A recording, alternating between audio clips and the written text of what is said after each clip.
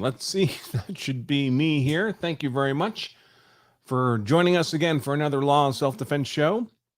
This is kind of a part two. Yesterday, we had planned to cover the video of the interview of defendant Brett Hankison in his criminal trial. Well, this is an interview done 2 weeks after the event, but his ongoing criminal trial for 3 counts of wanton endangerment based on his firing of shots during the warrant service that resulted in the death of Breonna Taylor a couple of years ago, just under 2 years ago. Unfortunately, the video we had of that interview was the one shown in court. The quality was terrible. I didn't want to subject all of you to that. The good news is now I have the original file footage. So it's much clearer, and the audio has been augmented by whatever the source is. So the audio should be pretty darn good. By the way, I've had an occasional complaint about how long we go into these shows, these live shows, before we get to the topic in the title. So I just want to clarify, folks, when we do a recorded content, pre-recorded, usually it's focused on a specific topic and we pretty much jump right into it. When we do a live show, it's a much longer form, open-ended kind of discussion, exchange, dialogue. That's why we do them live. So if that's not to your taste, then the live shows of Law of Self-Defense are not for you. So I won't be offended when you don't show up. I probably won't notice. But for the rest of you who enjoy this kind of long-form discussion, this more looser give and take, welcome. Glad you're here. So I do, of course, have a couple of announcements. I'd like to make those up front so we can give people a chance to start wandering in. We are, up to only about 77 people so far, so we'll end up with a multiple of that for sure. So the first announcement, of course, as always, is our sponsor of today's content. Let me try a different way of doing this than I've been doing it in the past. See if that works, and it does. So our sponsor of today's content is CCW Safe, a provider of legal service memberships, what many people mistakenly call self-defense insurance. In effect, they promise to pay their members legal expenses if the member's involved in a use of force event, and those expenses start big and get bigger fast, folks. A typical aggravated assault with a weapon charge where you haven't fired a shot, haven't hurt anybody, your initial retainer to your lead counsel can easily be in the range of $30,000 to $50,000 for pre-trial cost. If you've killed someone using deadly force in self-defense or facing a manslaughter or murder charge, easy to burn through $200,000 before you get to trial. I've just been reliably informed that the Curtis Reeves criminal defense approached $1 million. The George Zimmerman legal defense approached $2 million. So these numbers can get large very, very quickly. If you don't have that kind of money stuffed in a mattress, just in case you're compelled to defend yourself or your family against a deadly force threat, it can be helpful to have a financial partner standing behind you to make sure you have the resources you need to fight the legal battle the way you want it fought, as if the rest of your life depends on it, because really it does. I've looked at all the companies that offer these kinds of services, this kind of coverage, so to speak, and have found by far CCW Safe is the best fit for me. I'm personally a member. My wife, Emily, is personally a member. Whether it's the best fit for you is something only you can decide, but I do urge you to take a look at what they have to offer, at least at lawofselfdefense.com/CCW Safe. And if you do decide to become a member there, you can save 10% off your first year of membership using the discount code LOSD10. That's LOSD for Law of Self-Defense and the number 10. At that URL, lawofselfdefense.com/CCW Safe. I also wanted to mention, I did yesterday for the first time, but this is exciting news for us with a couple of caveats, given the vagaries of how YouTube works. And that is that we now have the option for you folks to become YouTube members of the Law of Self-Defense. We've set up several different tiers of membership. The lowest is paralegal, and then associate, and then partner level. I'll be honest, paralegal and associate are essentially ways for people who want to throw us a few bucks on a regular basis to show their appreciation for the kind of legal commentary, analysis, expertise that we provide over our YouTube channel. We'll occasionally try to have some special content for you folks, but I'm not promising much. So I want to be quite upfront about that. The highest level of membership is partner level, and that does come with something I'd like to think is special. And that's the opportunity to meet up with me in person. Now, my travel around the country is picking up again. And what we've decided to do is every time I do take a trip somewhere in the country, we'll carve out a few hours to have a personal meetup with members of the law self-defense community, but not everybody, unfortunately, because that community exceeds 100,000 people. We couldn't possibly have any sizable fraction of that just show up at a hotel bar someplace. So we're limiting that to our Law of Self-Defense Platinum members over at the Law of Self-Defense website, or our partner members here on YouTube. So if you're a Platinum member or a partner member, when we're scheduled to arrive in a particular town, we'll send out an email notifying everybody. And if you're a Platinum or partner member, you can request an invitation to an in-person meetup with me. These are completely informal social events. We're not selling anything. We're not giving a lecture. It's not a timeshare meeting. It's just a chance to meet in person, share some stories, tell a few jokes, have a couple of drinks, take some pictures. If you bring a book, I'm happy to sign it, that kind of thing. We do need to limit these in size because I'm planning on doing these just like in hotel bars, local bars in city centers. So maybe 20 people would be about the max. But we'll send out notices of where we'll be. And those of you who are Platinum or partner level members can request an invitation. And if we haven't maxed out yet, you'll be sent one. For obvious reasons, we keep the specific location of these events held close until the day of, and the day of, the morning of the planned meetup, will message out the details to the people who have signed up for that meetup. It'll always be in a city center or blocks of whatever the city center is in question. Now, of course, this is an occasional benefit of partner membership. It all depends on where I am at a particular time. But the only people who will be eligible for invitations to those will be our Platinum and partner level members. Now, I am planning not to have these things be crazy. So we're planning to have these be late afternoon, early evening events, 2-3 hours maybe.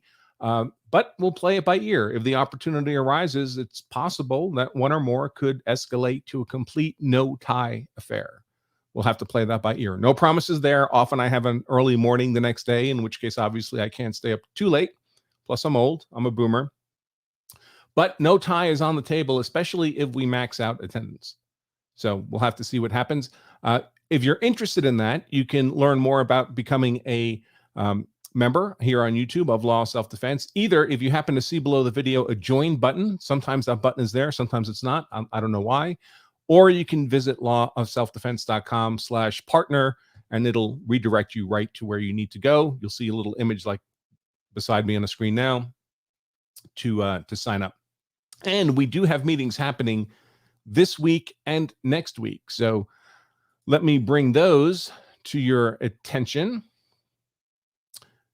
so you know where those are. I'll pull that up now.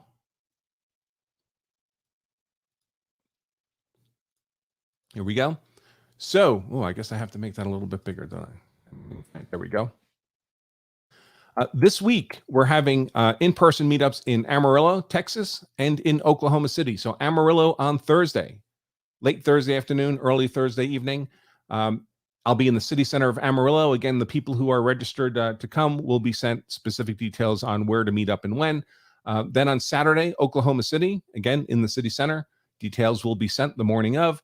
And then the following Saturday in Austin, Texas on March 12th, same thing. So if you are a Platinum member or a partner level member, feel free to send us an email at member@lawofselfdefense.com, letting us know you'd like an invitation and to which city, of course, and we'll put that on the works. We do check your status, folks. So if you're not a Platinum or partner level member, please don't make us do the extra work, okay? But if you are at that level or choose to become at that level, send us an email at member@lawofselfdefense.com, and we'll start the process of getting you signed up for those meetups. Someone asks if I'm reading a script. No, I'm not reading a script. This is how I talk. So there you go. So that's it. Amarillo, Texas, this Thursday, 2 days from now. Oklahoma City on Saturday, where, by the way, I'll be the prior night. I'm having dinner with the CCW State folks, so that'll be fun. And then the following Saturday in Austin, Texas, I've decided to extend my Texas Hill Country trip a couple of days so I can actually make it as far east as Austin, Texas. So I will be in town in Austin that weekend. So I think those are all the announcements I wanted to make. Let me just make sure we're streaming the places we ought to be streaming. It looks good.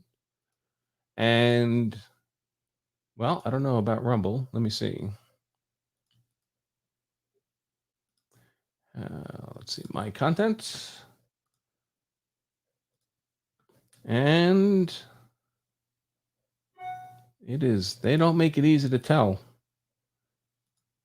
And yes, it looks like Rumble is working correctly too. All right, awesome, man. Little by little, folks, even a boomer can start to get this technology in hand. One thing I have to mention about signing up, I forgot to mention this, and it's super important because YouTube sucks. And that is if you do decide to, let's see, where is it? If you do decide to sign up as a YouTube member of Law of Self-Defense at lawofselfdefense.com/partner, YouTube provides me with no ready means to communicate with you. There's no messaging function. I believe there's something that can be done by doing an API with Discord. Folks, I'm like a rotary phone boomer. I maybe we'll figure out Discord, maybe not. But you can sign up as a member and I have no direct means of communicating with you. So what I'm suggesting is if you do sign up as a member and you'd like us to be able to communicate with you directly, go send us an email at member@lawofselfdefense.com with whatever your YouTube handle is so we can match up an email to your YouTube handle.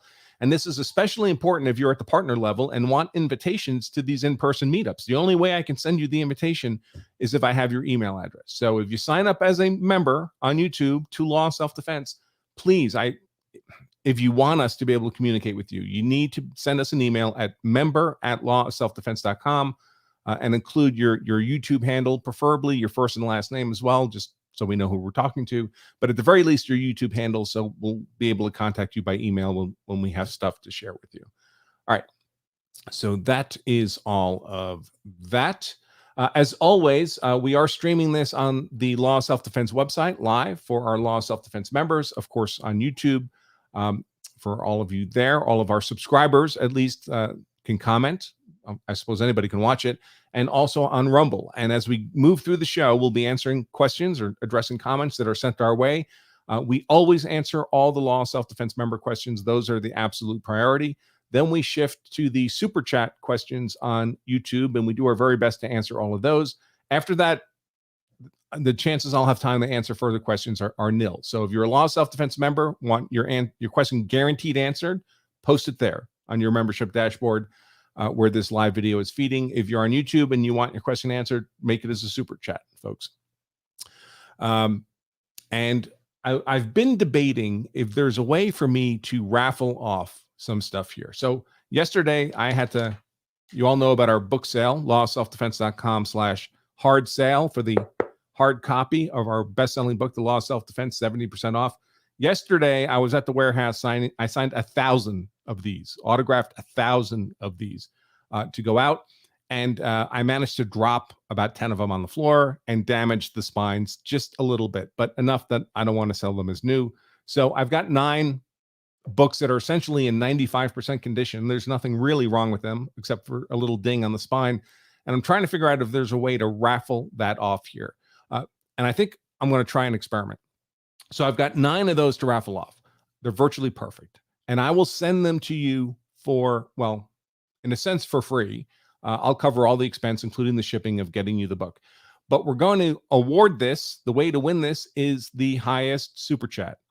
So when I prepare to close out the show, I'm going to look at all the super chats, and whichever was the highest contribution will get the book. Now, again, I can't communicate with you directly. So after I announce your name, the winner would by your YouTube handle today, I need you to immediately send me an email.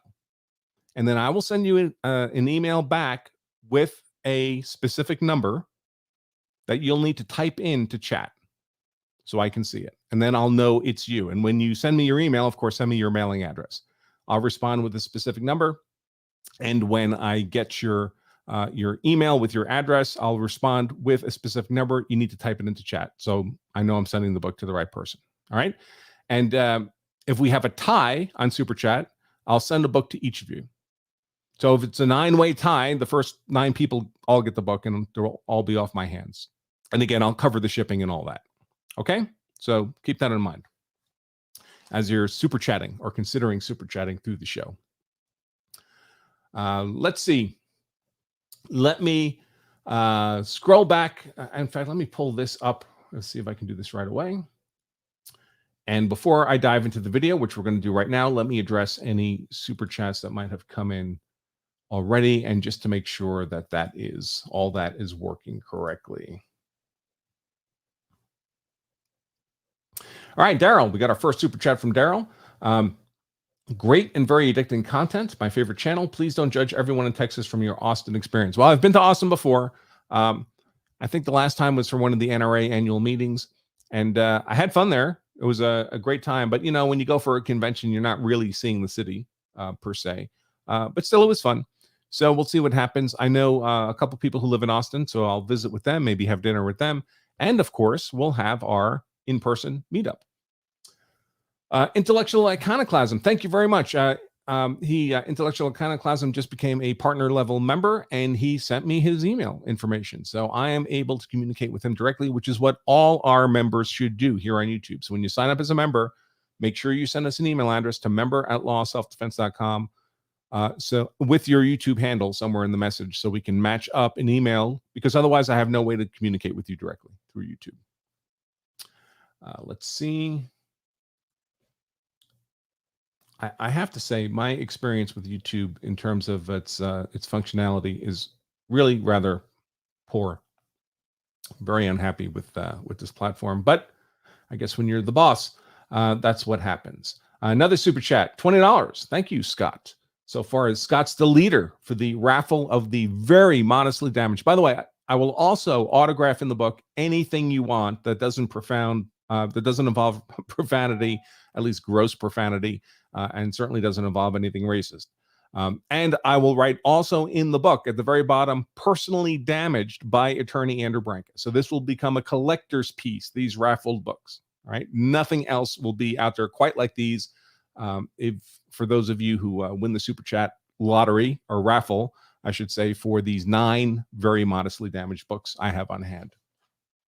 And Scott writes, thank you for your commentary during the Rees trial. A just result, in my opinion. Like you and Nick, I was concerned by the length of the defense's closing argument. Judges' instructions may have saved the day. The judge's instructions were fine, but they're supposed to be fine. They were normal, standard jury instructions. The judge is not supposed to do anything special or fancy. They're just not supposed to be broken. They're supposed to read the correct law to the jury, which this judge did. I mean, I guess given the examples of other judges we've seen, kudos to this judge, Judge Barthel, but that's what they're supposed to do. I mean, she didn't do anything special. She just did her job there. So that's good, I guess. A little frustrating. We feel we have to congratulate her just for doing her job. And the fact that Rees was acquitted does not make that defense closing a good closing. It was not a good closing. It was the kind of closing a defense attorney gives to a guilty client, focusing half of a 3-hour closing on how defective the investigation was. That's what you do when your client's guilty on the merits and the law. It's not the tone or approach you take when your client has a substantive self-defense argument to make. So I remain unpleased with that closing argument, if you can't tell. And that would be true whether or not Curtis Rees had been convicted or acquitted, because I'm judging the closing on the merits of the closing itself. Let's see. Yeah, so the link on the bottom here is to become a member. It's the easy way to become a member here at a YouTube member on Law of Self-Defense on our channel, lawofselfdefense.com/partner will take you right there. Unfortunately, I would tell everyone to click the join button, but apparently the join button appears in a browser and in some apps, but not in other apps. And I don't know. So that'll just be a direct link. All right. So with that out of the way, let's go to the Vimeo of the interview. And this is almost an hour, 57 minutes and 51 seconds. The audio quality sounds pretty darn good. So I'm going to try to play it at a faster speed, maybe 1.25, and see if it's still, understandable at that speed. We'll give it a shot. If I can't understand it, I'll close it back down. And I'm not going to try to, I'm going to try not to interrupt very much. Remember what the charge is here. It's reckless endangerment, meaning recklessness is different than negligence. Negligence is you should have known you were doing something wrong. Recklessness is you knew you were doing something wrong. You were creating a risk of harm. You weren't actually intending the harm to result. That's the difference of the next level of criminal intent. You weren't intending the result, but you knew you were creating a substantial risk of the result happening, in this case, a risk of death, and you intentionally disregarded that risk. So it's kind of like the drunk driving situation. When you're drunk and you start driving, you're creating a risk of running someone over with your car, and you ignore that risk by driving. You run someone over with the car. If you kill them, it's reckless homicide. Even if you don't harm anybody, you're endangering people, presumably. So it would be that kind of reckless endangerment, where you're creating unjustified, unreasonable risk and ignoring that risk of serious harm to others. So that's what he's charged with. And in fact, I think I do have the little New York Times graphic still up. So let me pull that up just very quickly so we can refresh our recollection. So make that a little bigger. So this is a graphic prepared by the New York Times. So it could be, I trust the Times as far as I can throw it, full of dog poop. But nevertheless, it's probably a reasonably accurate representation of the floor plan of the apartment. And these lines represent the shots that were fired. The white line here horizontally is the shot fired by Kenneth Walker at the two officers breaking down the door. The doors here on the left, Mattingly and Cosgrove. And all the orange lines are the police shooting back. So Mattingly and Cosgrove shooting back at Kenneth Walker, striking and killing Breonna Taylor. And the defendant, Hankison, firing these more vertical orange lines. The ones on the right also heading towards the source of gunfire at police, towards Kenneth Walker and Breonna Taylor, although he did not hit Breonna Taylor. So he in no way was the cause of Breonna Taylor's death per se. But the lines on the left, they're the ones that passed through the apartment into an adjacent apartment where three people were living. They're the ones that were endangered by this fire. And it's being called reckless by the state because they're arguing it was these shots, maybe not these shots on the right, but the shots on the left, they're arguing they were unjustified and unreasonable under the circumstances, in large part because they were not actually being directed at an identified threat. And there's three ways that you could view the mental state of Hankison when he fired these shots. One is that he actually saw something that looked like a discernible threat and was a discernible threat, or at least clearly could have been a discernible threat, maybe someone holding an actual gun. And he reasonably perceived them as a threat and shot in that direction. If that's what was happened, and the shots then proceeded on to an adjacent apartment, those shots were not unreasonable and unjustified. So because they're not unreasonable and unjustified, they're not reckless as a matter of law. And if someone's killed by one of those shots, it's just a tragic event. They're an innocent bystander. It's awful, but lawful. Or, less positive for the defense, he could have seen something that he mistook for an actual threat. Somebody holding a broom, for example, so it looked like they were holding a rifle. Maybe that would be a reasonable mistake. Mistakes are permitted in use of force law as long as they're reasonable. Or the worst case scenario for the defense is there was nothing present which a reasonable person could even have misperceived as a threat. And that appears to be what the case is here, that he saw perhaps flashes of light reflecting off a wall, but nothing that a reasonable person would perceive as a identified threat against which directed gunfire would be appropriate. And if that's the case, then that definitely looks like unreasonable, unjustified use of force, and therefore reckless. And from what I've seen so far, I expect that will prove to be the case. But let's listen to the interview of Hankison himself, given to the Public Integrity Unit, kind of an internal affairs unit of the Louisville Police Department. This should theoretically be the most favorable version of the defense narrative that exists. It's coming from the defendant himself. So if we don't hear in his interview evidence consistent with a reasonable perception of a threat that would strip the recklessness out of this, well, then it almost certainly doesn't exist. And he's done. Of course, if we do hear such evidence, he could be lying. That doesn't seal the deal. Then you have to evaluate the credibility of what we're hearing from the defendant. But to the extent we don't hear evidence of reasonableness that would strip away recklessness, it looks like it's a tough case for the defense if we don't hear that evidence even from the defendant himself. So let me close this. I'll pull up the video. Hopefully a much better file this time. That's the goal. There it is. And I'm going to go ahead and play that. Let's see. Yeah, we're already well over 300 people. Hey, that's a good idea. Darth Hideous says, are the dropped books numbered collector's editions? I will number the books 1 through 9. I have 9 slightly damaged books, and I will number them 1 through 9. I will autograph them with whatever you want, absent gross profanity and certainly things like racism and so forth. Besides that, I'll autograph them with whatever you want, and I will personally write in each book. This book was personally damaged by attorney Andrew Branca. So quite the collector's number, only 9 of them. And we're going to raffle these off, at least some of them, today, to the highest super chat. So if there's one high super chat for today's show, that person will get the book. If there's a tie of 2 or 3 or 4, then that number of people will get books. If there's a 9-way tie, all 9 books go today. And the way we'll do that is because I cannot communicate with you directly. If I say you're a winner, I'll call out your handle on YouTube at the end of the show. So you need to be here at the end for this.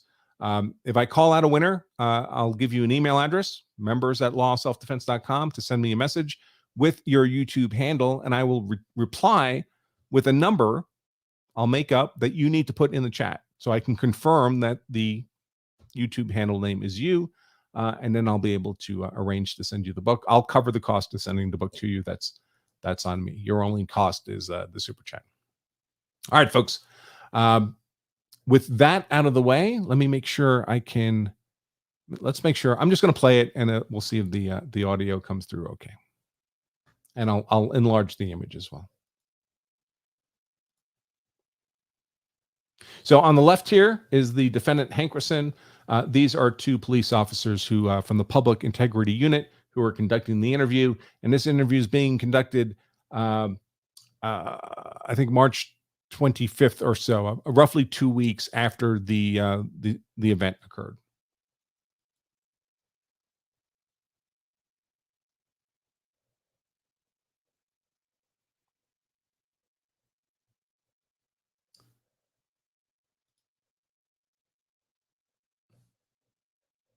Okay, well, that's curious.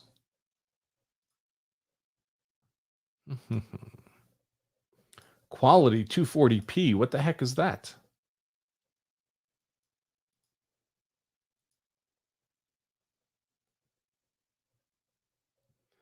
All right, let's give it just a moment, folks, and see if it's maybe it's just thinking. It is an hour-long video.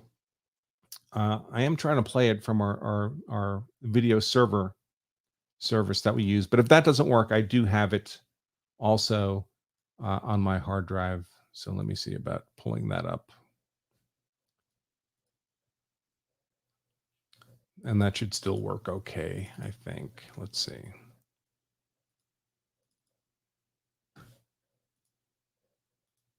All right. Do I have speed controls there? I do. All right, so we'll play it from here. Let me change this screen. Technology.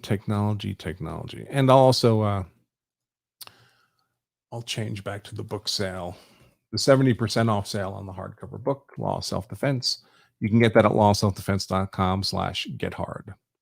So open up the new screen.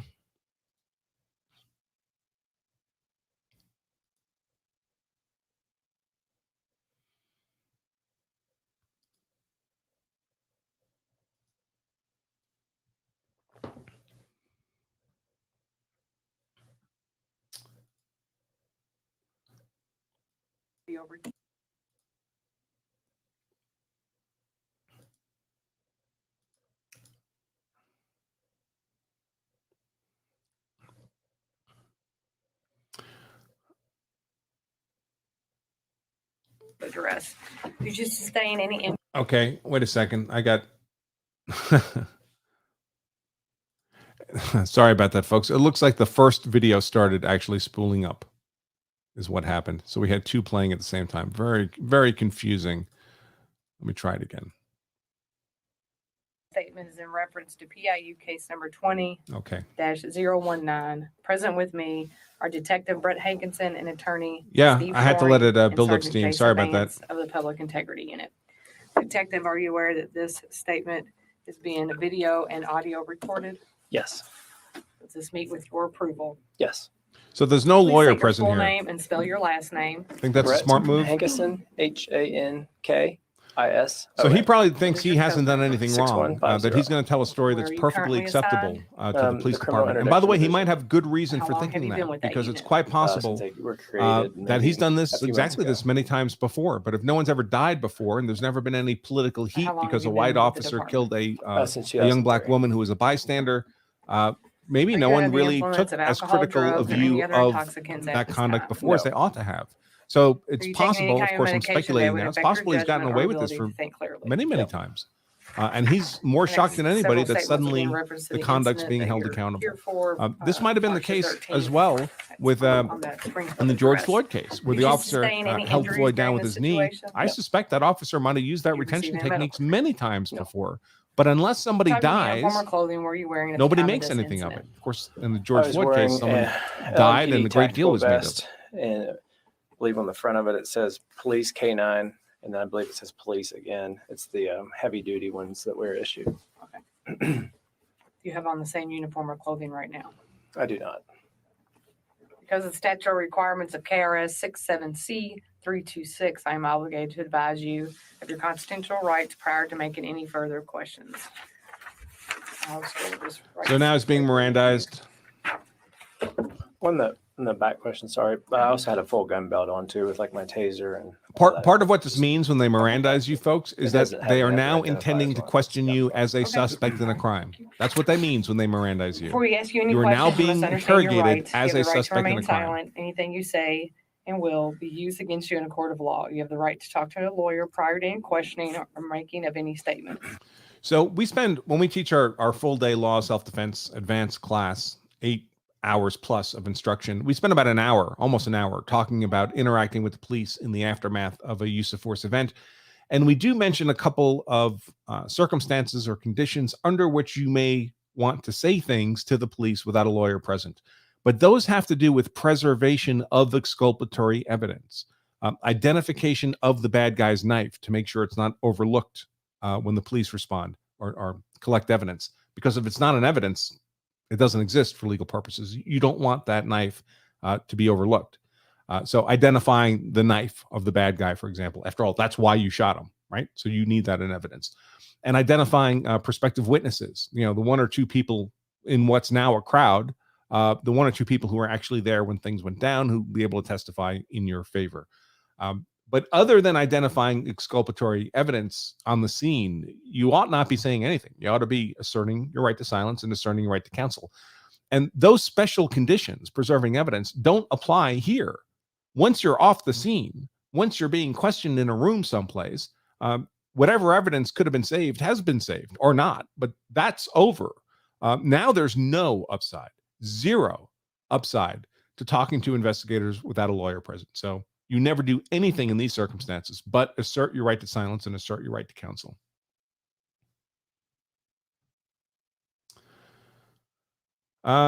Here's an interesting question, as long as I've paused. Any chance you could work with CCW Safe to create a Platinum Plus level that includes your consulting services? I will probably be switching to them in April from USCCA. Well, I won't say it's never been discussed. So I would suggest keeping your eyes open. And if you would like that to happen, maybe contact CCW Safe and ask them whether or not they'd be willing to offer that. So something to think about. And William, along with that question, thank you for your super chat. Quinn the Cultist, also $20 super chat. So there's at least a tie now at $20 between at least two people for the slightly, very modestly damaged books that I'll be raffling off today, as I've discussed. Quinn, thank you very much for your very generous super chat. Keep in mind, folks, if you want to, qualify for the raffle, we're doing it at the end. So you need to stay through to the end of the show. All right, back to the video. And you have him present with you while you're being questioned. Cannot afford to hire a lawyer, one will be appointed by the court to represent you before any questioning if you desire one. You may stop the questioning or making of any statements at any time by refusing to answer further or by requesting to consult with an attorney prior to continuing with questioning or the making of the statements. The bottom by you signing this, if you've read this statement, you're aware of your rights, you understand what your rights are, you're willing to make a statement and answer questions. You have a lawyer with you present at this time. You understand what you're doing. No promises or threats have been made to you, and no pressure or coercion of any kind have been used against you. And they'll have him actually sign a form acknowledging that he's been read these rights, understands his rights. So it makes it really impossible for him to challenge what he's going to say for the next hour on Miranda grounds, especially given that he's a police officer. And obviously is extremely familiar with this process and what he's doing by waiving So like I these said, rights. this is about the incident that occurred on March 13th, 2020 at 3003 Springfield Drive, apartment number 4. In your own words, just let us know what happened. By the way, folks, I should also mention, if you do waive your rights, either by signing that piece of paper or just by talking, after they've Mirandized you, they ask you questions, just start talking. Then you've effectively waived your right to silence because you're talking. You can always reassert your rights. You can always just stop, realize what you're doing, and say, nope, I am now asserting my right to silence, asserting my right to counsel. Once you assert your right to counsel, they really shouldn't be asking you questions anymore without your counsel present. But sometimes things get mixed up, or sometimes the police pretend things get mixed up. Maybe a different detective wanders over and he thinks you haven't been Mirandized, or he pretends he thinks you haven't been Mirandized, and he starts asking you questions. They're not supposed to do that, but it happens. And if you start answering questions, or if you spontaneously start talking, you've waived your Miranda rights. But you can always reassert them. Keep that in mind. They're not gone. They're not vaporized. Whatever you've already said is in the record. But you can reassert your rights moving forward. So worth keeping in mind. Happened, what kind of police action that you took, and what you did on scene. Sure. The March 13th was actually my regular day off. We were advised earlier in the week by, I think, the place-based platoon sergeant that they were planning an execution of at least four search warrants on that night. The sergeant was requesting bodies, but he was also requesting canine, narcotics canine dogs, one for each location. And whoever was available to respond to him by email, I believe I responded to him, and I don't even know, a day or so after that, saying I was available. It was my day off anyway, but I come in to do the dog stuff, make the entry for the bodies. So that's how initially I was advised of, because working in different platoons were really not so much involved in other platoons investigations, I guess. So I didn't know anything about the specifics of the investigation other than they just needed a dog, which I had, and being a narcotics canine handler. And then I knew they were short on bodies, so they needed that. Met at the division that night, and I want to say it was around 10 or 11 at our office at Ormsby in the large conference room. We were briefed on the specifics, targets, guns, just the normal stuff. On the board was already written out for us, the address, that type of stuff. And His lawyer might well be out of camera, but would also have been mentioned when they started up the meeting as a person that present. were assigned to search, to make entry and search that were responsible for that residence. I think the place-based platoon had like one detective at least assigned to each place, and they were going to be the lead detective at each of those spots. So I was. So if you don't know, this service of a warrant on Breonna Taylor's apartment was a part of a broader effort serving warrants on a variety of addresses simultaneously. We proceeded from the office to St. Andrews and St. Anthony. I believe it's a church that's near the corner there. And we sat up there. Somebody had already notified EMS rather, to have an EMS wagon standing by. And I was actually, I think, the last one to arrive in the parking lot there at the church. EMS was already there. The wagon was already there. And then I think Lieutenant Hoover and all the rest of the detectives were there. They had told us previously that we were going to execute the warrant simultaneously or just after the execution of the warrants on Elliott. So we basically just listened to the radio when SWAT was getting ready to hit those locations on Elliott. Then we were to move up and do the location on Springfield. We proceeded up the hill, parked. I parked in just a regular parking spot. Some other officers have parked in the middle of the parking lot. And I parked just, I guess, north of the building, maybe 5 or 10 spots. Left my dog in the car. My dog was never out of the car. He was in his kennel. And that's commonplace. Our dogs Take care, Mandy. are single-purpose dogs. In the chat. Patrol. They don't do patrol duties. Oh, if she said his lawyer's present, then he's protection present. only. Then he's So, simply out of view. You're quite correct. Make entry or to chase people or anything like that. Dog is in his kennel the whole time. We line up and head towards the building, and I believe Officer or Detective Campbell, I think he was the DO. It would be interesting for the if his location, lawyer but I'd never allowed been him there. to So he showed us the give a building, the statement here door. that was We made entry. inconsistent or we with made a our way through reasonable the, perception of a threat. In other words, that the was common consistent with area, I recklessness, guess, because of the fourplex, that's kind of giving the case away. and past a stairwell, and then the stack kind of lined up there. I don't remember who was in front of me, but there was a few detectives in front of me. I was kind of towards the back, but was banging on the wall or the door, both, yelling police, search warrant. I actually yelled police, search warrant myself. I don't know if I yelled Metro Police or if I just yelled police, search warrant numerous times. And he was actually banging, I think, on the side of the door, because I think the whole building was like, it was. So a couple of things about this case that show some of the vagaries of what is evidence. He's saying here that they announced they had a no-knock warrant, so they could have not announced, but they chose to announce, knocking on the door, shouting, police, open up, and so forth. And this was consistent. All the officers present said this. And early on, the lead prosecutor in this jurisdiction announced to the media that, well, they had a no-knock warrant, but they did, in fact, announce. We have a neighbor who heard them announce, which you kind of would expect. I see a lot of media reports saying now that they can't find the neighbor who said that the police announced. Well, maybe you can't find the neighbor because this is now a politically charged case and nobody wants to be involved. And if they say they heard something was announced, they'll be placed on the police side of the narrative, and they don't want their stuff burned down. Right? So the mere fact that the media can't find a neighbor now to say they heard the police announce doesn't mean the police didn't announce. It means they may not be able to find anyone who's willing to concede now that the police announced. It's the same with how the media reports now that there was no gun, no AR or drugs found in the apartment. Well, after the shooting happened, the search warrant was not executed. So there was not a thorough search of the apartment.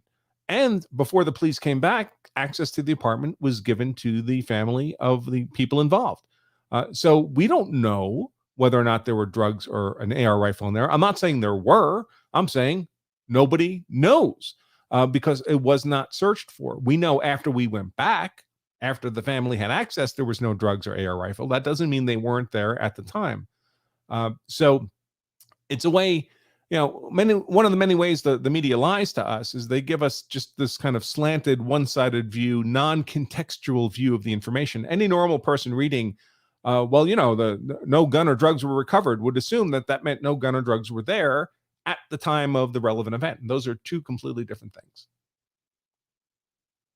It's not that weird they didn't search, to tell you the truth. So the job of the people serving the warrant is to search. Once the shooting occurs, they're taken off the job. Different cops come in, and their job is to secure the crime scene, not search the entire apartment. They don't have the warrant. So their job is not to serve a warrant they don't have, that they might not really know exist. So you have different cops with different jobs. Each one is doing their discrete job. The job of the second cops on the scene is not to thoroughly search the apartment. So it's not actually that surprising. The loud percussion in that time, and I don't know who the gentleman's name was, had came out from the apartment directly above him. It was an African-American gentleman, maybe in his 50s. And he wanted to know what was going on. I addressed him because I was kind of farther back in the stack, so I could still see up the stairway to him. I spoke with him and explained, we're we were police and to go back into his apartment. He kind of like wanted to argue, I think, like what is this about? I think he wanted a bigger, a more in-depth explanation, but we were obviously still banging on the door. Whoever was up front was knocking on the door of the wall. And I think he went back in, but Sergeant Mangley actually said, just forget, or don't talk to him, or just leave him alone, or whatever, ignore him, or something of that nature. I don't remember his exact words. And so then continue knocking, yelling, police search warrant. And this went on for probably 30 to 45 seconds of banging and announcing, knocking and announcing. And reason for this, I believe when we were briefed at the top of the board, there was it says no knock warrants. I think that was because of the propensity for violence. I think that the other locations, the guns that were found prior, I think of the violent history. I think this address was also a no knock. However, we were told this would be a female was there. They knew of a female suspect. She was, I believe somebody said she was heavy set. I don't recall her name, but she resided at that location. And that's all I know. By the way, him saying here that he didn't know her name, he means he didn't know her name at the time of the service of the warrant, the breach of the apartment. But this phrase has been taken out of context by activists because, of course, a big cry now in these events is to say the victim's name, right? Say George Floyd's name, say Michael Brown's name, say Breonna Taylor's name, say their name, and he doesn't even know her name. Obviously, a racist, bloodthirsty cop. So it's the way that completely innocent phrasing in this kind of interview, once recorded and released to the public, can be made to look as something extraordinarily negative. They didn't know anything about kids or dogs or anything like that. Back to knocking, continue to knock and announce. Detective Nobles had the ram, and I was actually behind him, Sergeant. So if the door is where you're at, I was to the right. Sergeant Mattingly, Tony James, I believe, and Lieutenant Hoover were here. I was stacked up kind of behind them back towards Detective Campbell.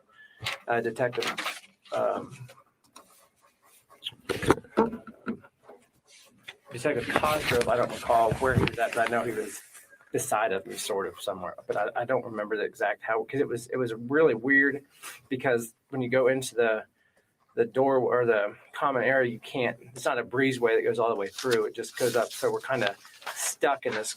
The people on this side of the door that usually stand, because we'll have a cover 1, cover 2 on each side of the door, and then we'll have our entry 2 people that will come 1 and 2 after. We couldn't really do that because there's nowhere for them to stand on the left side of the door like we would at any other place. Contrarian 420, thank you for the super chat, writes, he's quoting Thomas Jefferson here, a man who never looks at a newspaper is better informed than he who reads them, insomuch as he that knows nothing is closer to truth than he whose mind is filled with falsehoods and errors. My experience with the media, not just as a consumer, but as someone who's been very, very, very frequently interviewed by the media, is right in line with good old Thomas Jefferson. For a normal, say, a regular standalone dwelling. So we were just kind of bunched up there in that little corner of the, I guess it's not really a breezeway, but that area, the common area. Detective Nobles hitting the door with the ram, hit it at least 2 times. And I want to say the 3rd or 4th time he hit it. You could tell it was starting to buckle, or it was buckling near the hinges. And then the 3rd time it went all the way through, the door came open. And I don't recall if the door came left or right, but I guess that's irrelevant. The point I'm making, he made entry. And the guy with the ram will always immediately come back out. That way he's not in the way, holding the ram with nothing to protect himself, no shield, no firearm out or anything like that, because he literally is committed to the ram. So he hit the ram the 3rd or 4th time, and then he spun back towards the parking lot away so we could funnel in. And I kind of came around him. I remember coming around him like in a clockwise direction, and I already had my gun out ready and had it raised, or in the ready position rather, here, like at I guess a 45-degree angle. And that's when I saw darkness in the apartment, but then I saw immediate illumination of fire come.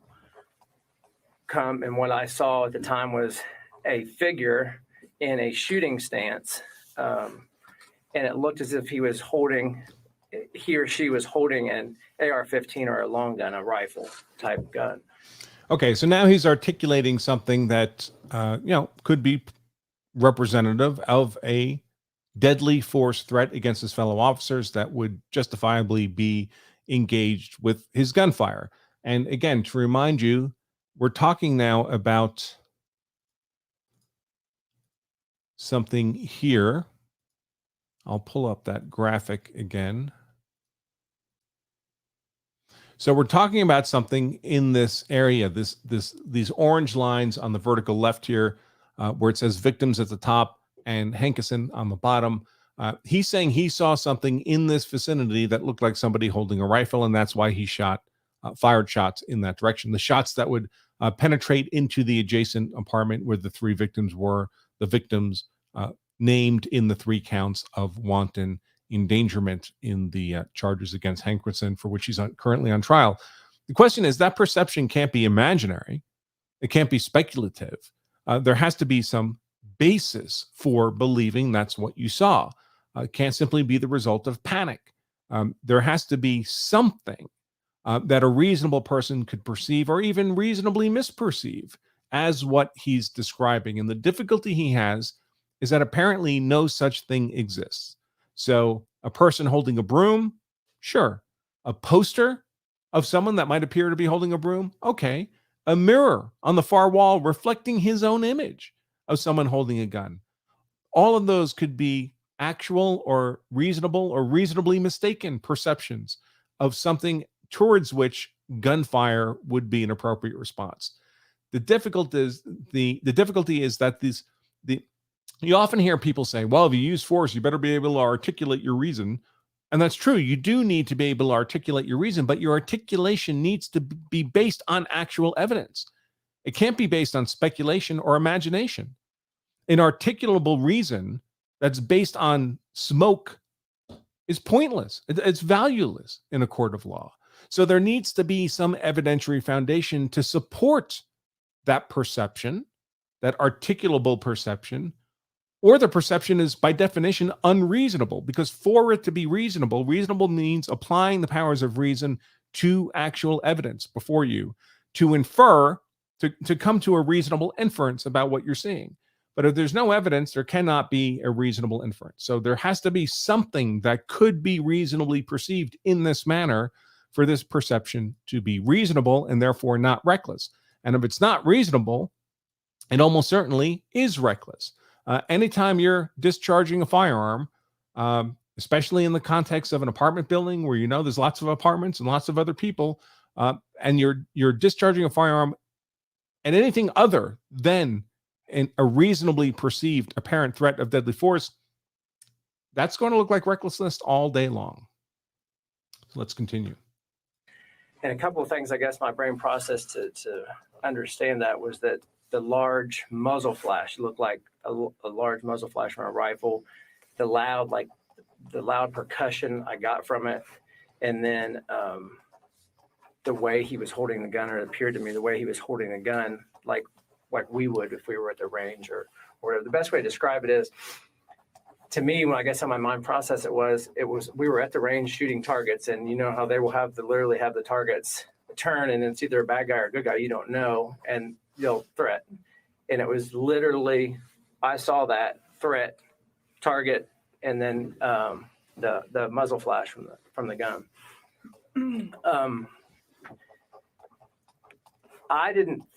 I don't recall if I fired as I was going back, but I knew where we were at was the worst place you could be, period. There was no other, and it's described, I guess, as a fatal funnel in the academy, but that's exactly what it was. There was nowhere really for us. We were all kind of trapped in that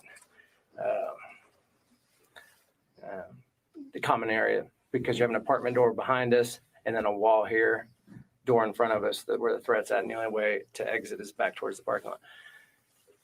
So in my mind, I need to get out of there as quickly as possible. So I spun out and ran directly back towards where we came from the parking lot area, back that, I guess, pathway or sidewalk, past the doorway, or I'm sorry, past the stairwell, the common stairwell. As I made the corner to my left, because I never looked back, which may have been a mistake, but I never looked back to Sergeant Mattingly or Lieutenant Hoover. I just heard John say he was hit, or maybe someone said I'm hit or he's hit. I don't recall exactly which. And then the firing had gone back and forth. I guess I skipped all that. I can hear the firing as I'm making the corner. Now I can see, as I now have a better view, I can hear them say he's down or John's down almost at the same time, I guess, as I'm rounding that corner. So John said he was down or said I'm hit. And then it almost is like the firing went from boom, boom, boom, boom, boom at the door, or when I'm clearing that hallway, to it sounded like rapid fire from like an AR-15, which in my mind at the time aligned perfectly with what I had seen. I thought I saw a rifle. I thought I saw someone in a shooting stance with a rifle, with the left hand on the gun and bracing it on their shoulder, and squatted down like in a military style shooting stance. When I made the corner. But based on what? What was it that looked like that? Because if there was nothing that could be reasonably perceived at that, then he's shooting at his imagination. And shooting at your imagination is not justified, reasonable use of force.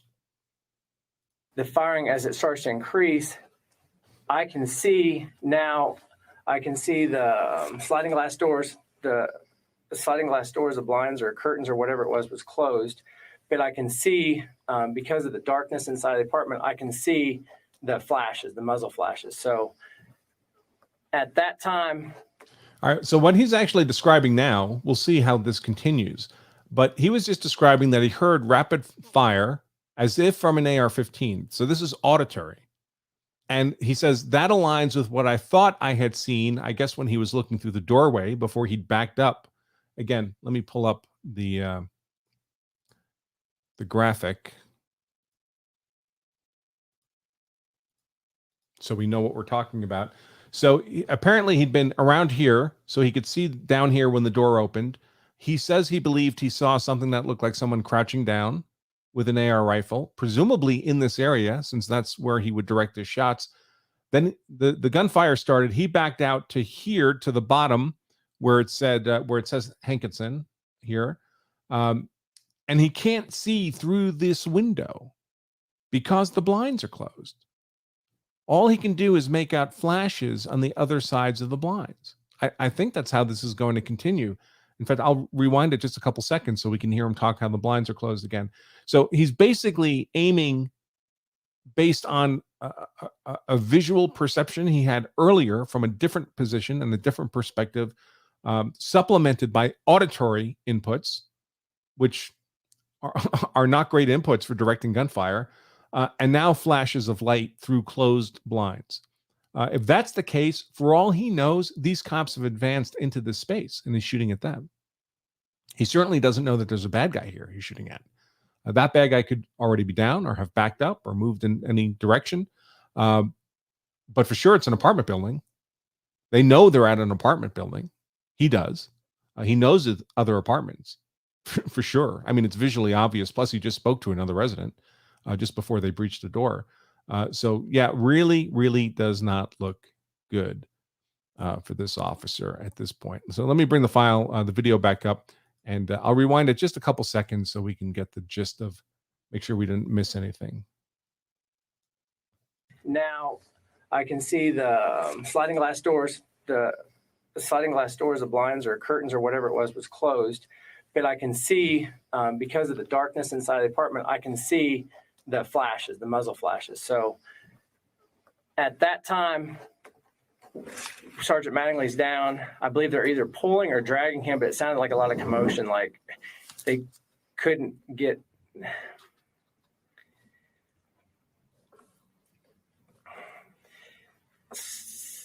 I didn't know if they were getting John. Take your time.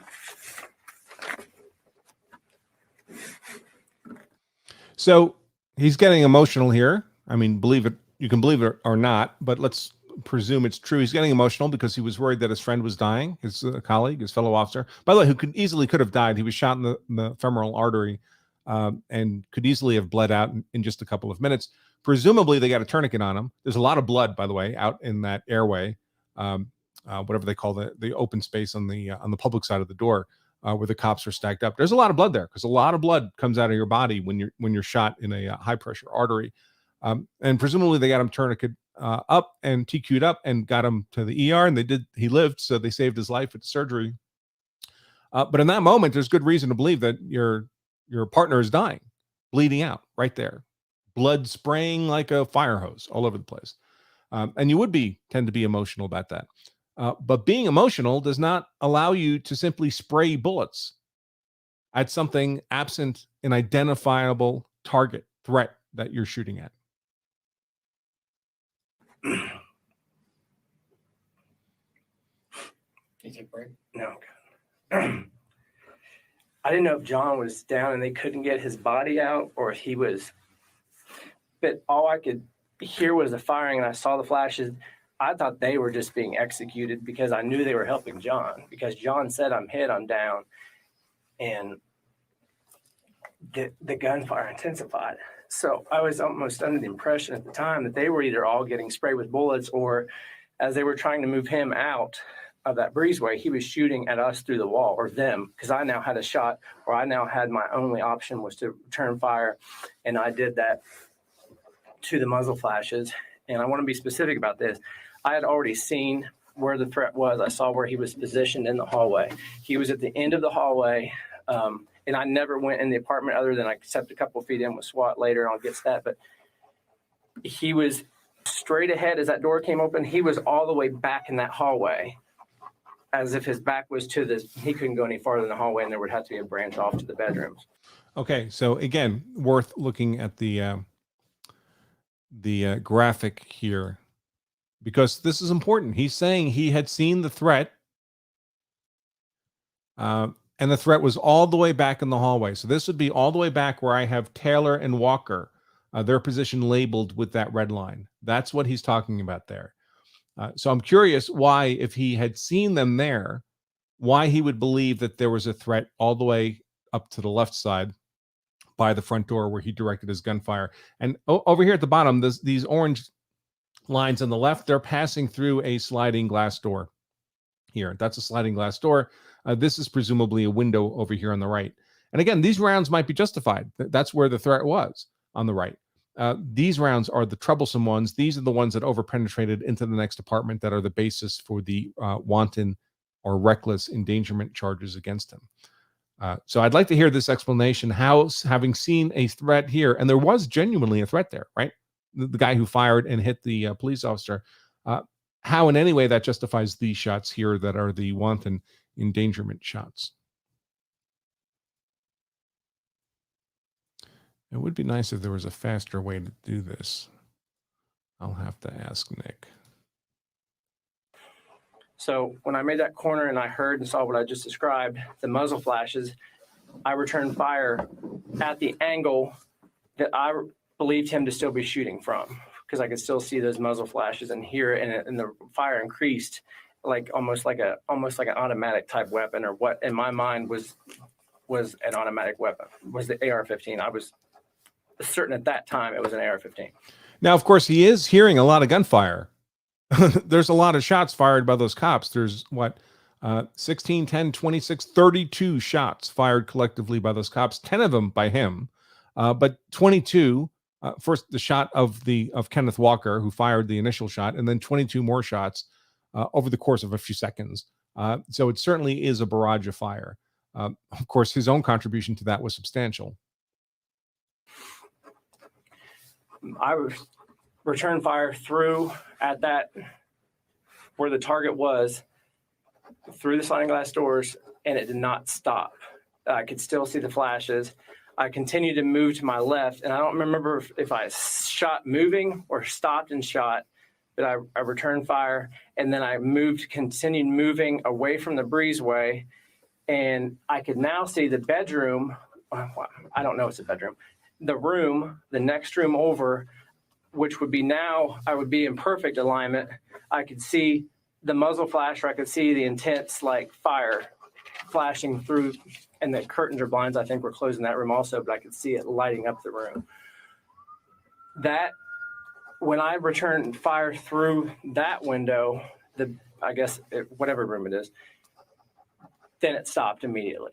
It was almost like that whatever the target had stopped firing. So I could see, I guess, in my peripheral, so now that I'm positioned outside looking at the sliding glass doors, they have gotten John out, or they had doing something between some cars. I don't know if they fell or what was going on, but it sounded like a big old commotion, like of people wrestling around on the ground. So I knew there was plenty of people. There was nobody trapped back in the hallway now. I knew there was plenty of people to tend to John. I went to the primary channel. I think I might have got on the wrong channel, because I think I might have got on 3 and it was supposed to be 2, but I got on the primary channel and said a car number, and I said I need some cars to Springdale, officer's been shot. And I specifically remember that I asked for the beat cars that come with, because I knew we were done, all busy tending to John, whether it be getting him out or treating him.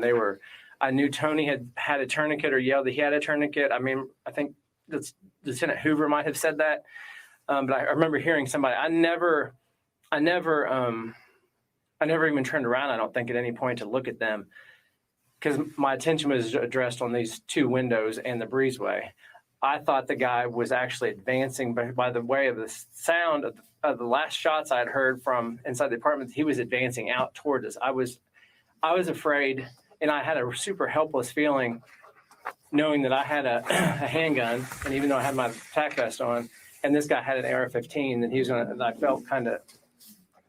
felt pretty helpless. So, setting aside the particular facts of this case, it would be understandable why an officer armed only with a handgun, I believe this was a Glock 22 40 caliber pistol, faced off against someone with an AR, would feel helpless. And that's because the AR is an enormously more powerful weapon. His body armor will, unless it has plates in it, which police body armor normally does not, will do very little to impede a 5.56 round out of an AR rifle. So all that body armor you're wearing is for naught, really. And of course, the AR has that 30-round magazine, which is a few more, double what's in your Glock pistol. That's assuming, of course, that all this stuff existed, which apparently it doesn't. But in his mind, in his state of, I would suggest, it begins to sound like panicked fear, not just fear for himself, but fear for his partner. But it sounds like a state of unreasoned panic led him to draw all these various conclusions, which, if true, would be good reason to be in a stark state of fear. But if they are the creation only of the panic is not a reasonable state of mind. Like, there's no way we can challenge this guy with an assault rifle. So I watched the windows as the beat cars started to approach. There's some weird fence in the middle of the parking lot. I don't know how or why, but there's a fence across the parking lot gate. And I could see the beat car, hear the beat car come up, and I could see his lights. And I think his name's Officer Combs, which I didn't know before this. But I told him to ram the gate. I wanted a car to come down to get to John so he could take him farther out, maybe to the ambulance. And I was super frustrated because EMS was there with us, but EMS was nowhere to be found. And so I called on the radio and said, please tell EMS to come up the hill. An officer's been shot at 10:30. And I think I said that multiple times. And then I repeated on the radio maybe a couple times that we need beat cars with long guns. This guy has an AR-15. So I took off, or had with the new flashlights we were just issued. I actually sat it on top of one of the cars and kept it illuminated on just a random car in the parking lot towards the sliding glass door, and then I moved over to cover some the other room windows. Because if that guy comes out or starts shooting back at us, I wanted him to shoot at that flashlight that didn't have me behind it, and I wanted to kind of stay hidden behind cover. It seemed like forever. I know it wasn't, but it seemed like forever. That officer ended up ramming the gate like I told him to, and got to John. And I think I don't know, they took him farther away, or to EMS, maybe to a safer location. But I just maintained a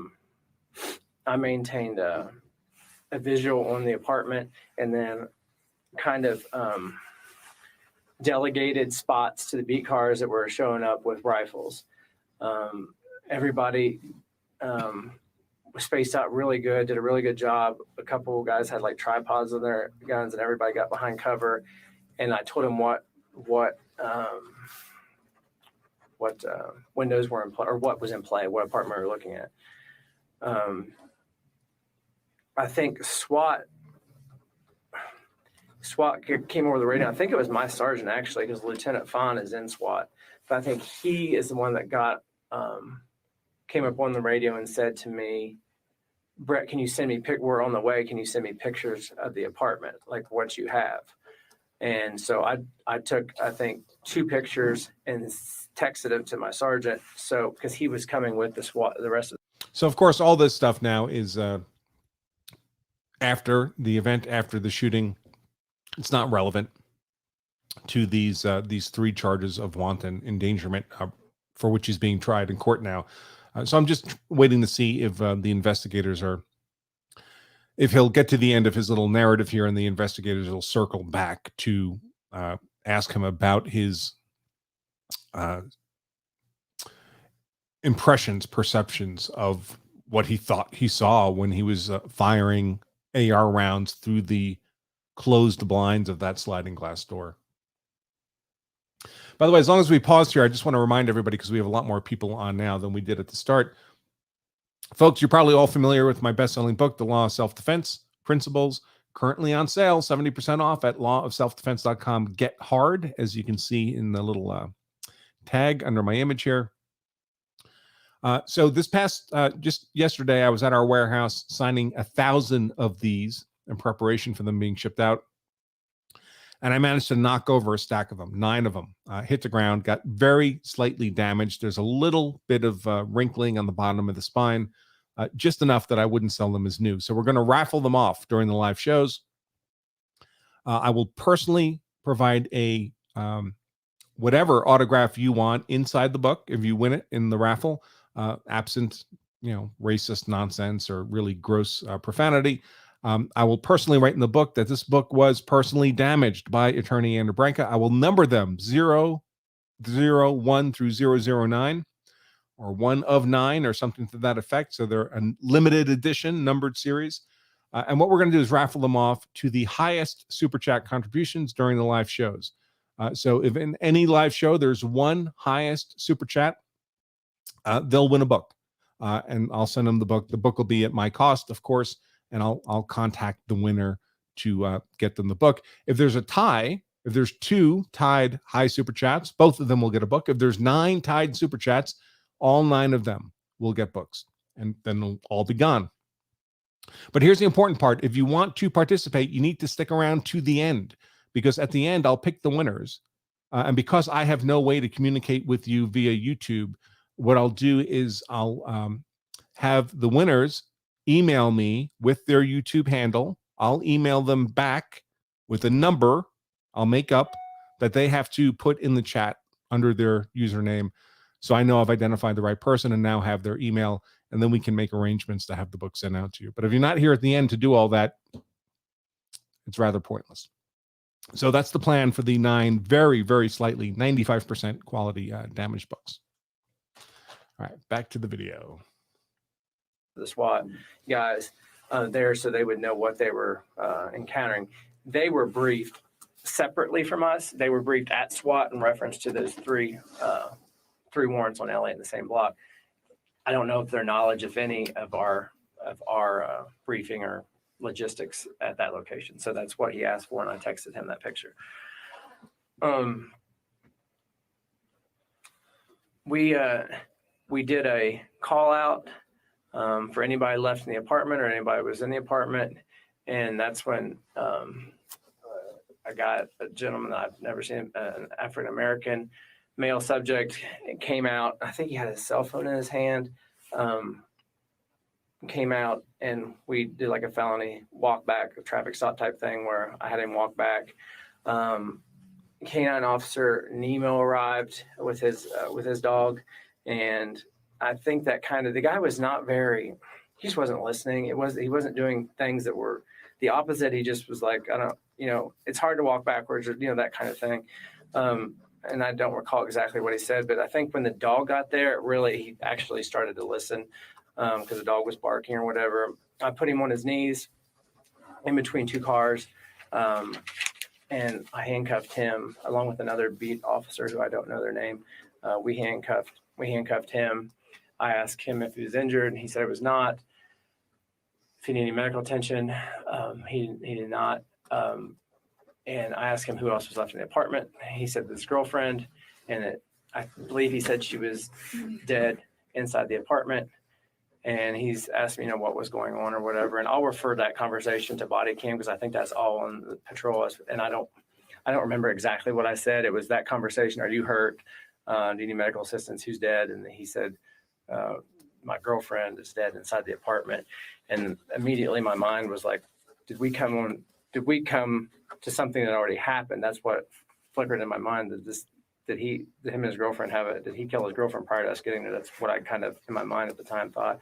And he said, no, she was shooting at you with her 9 millimeter. I don't remember his exact words, but I'll refer to the body cam. But he said that she was the one that shot at us, and that she was dead in the apartment. The B car, whoever it was, then transported him away. SWAT team arrived. I don't want to say a time because the time just kind of was a blur, but within maybe five minutes, the SWAT team arrived, and then they made entry and cleared the rest of the apartment. And I kind of followed in behind them, but I only went maybe into the breezeway, a couple of steps into the breezeway, and they said it was clear, and they started to back out or come back out of the apartment.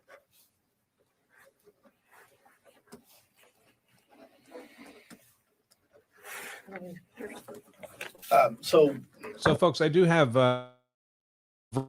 room, and there is another person in the room. But I suppose it's possible he could be a lawyer. But this is that other view,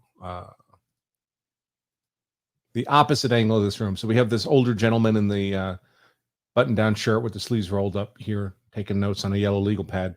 I suppose he could be the lawyer. I mean, there's no law that says a lawyer has to wear a shirt and a tie. I guess I would expect my lawyer to wear a shirt and a tie, but just for purposes of completeness. This guy back here that we've been seeing all along, definitely a cop. He's got a service pistol on, and this woman announced herself as a cop. So if any of these people, and of course on the right is the defendant. So if any of these people are the defendant's lawyer, it would be this guy in the shirt, the button-down shirt with the sleeves rolled up.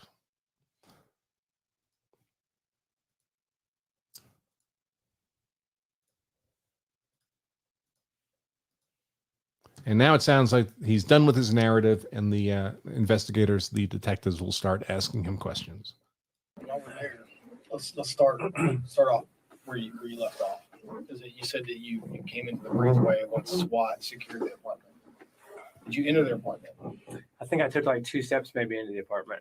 Okay, I mean, were you given information related to, the apartment or the occupants in the apartment? I believe somebody said there's a deceased subject here, and I could see directly where I had been prior, where I'd seen the shooter standing. There now was a female laying kind of in a slumped position, and she appeared deceased. That would be the far end of the hallway. But I never went up to her, made contact with her.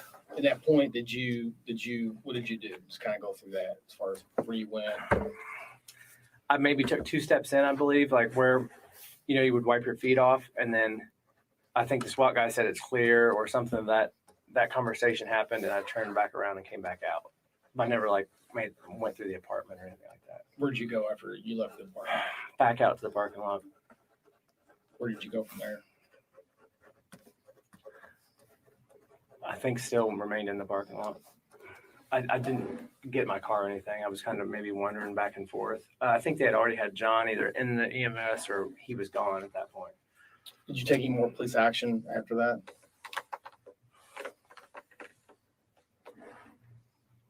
No.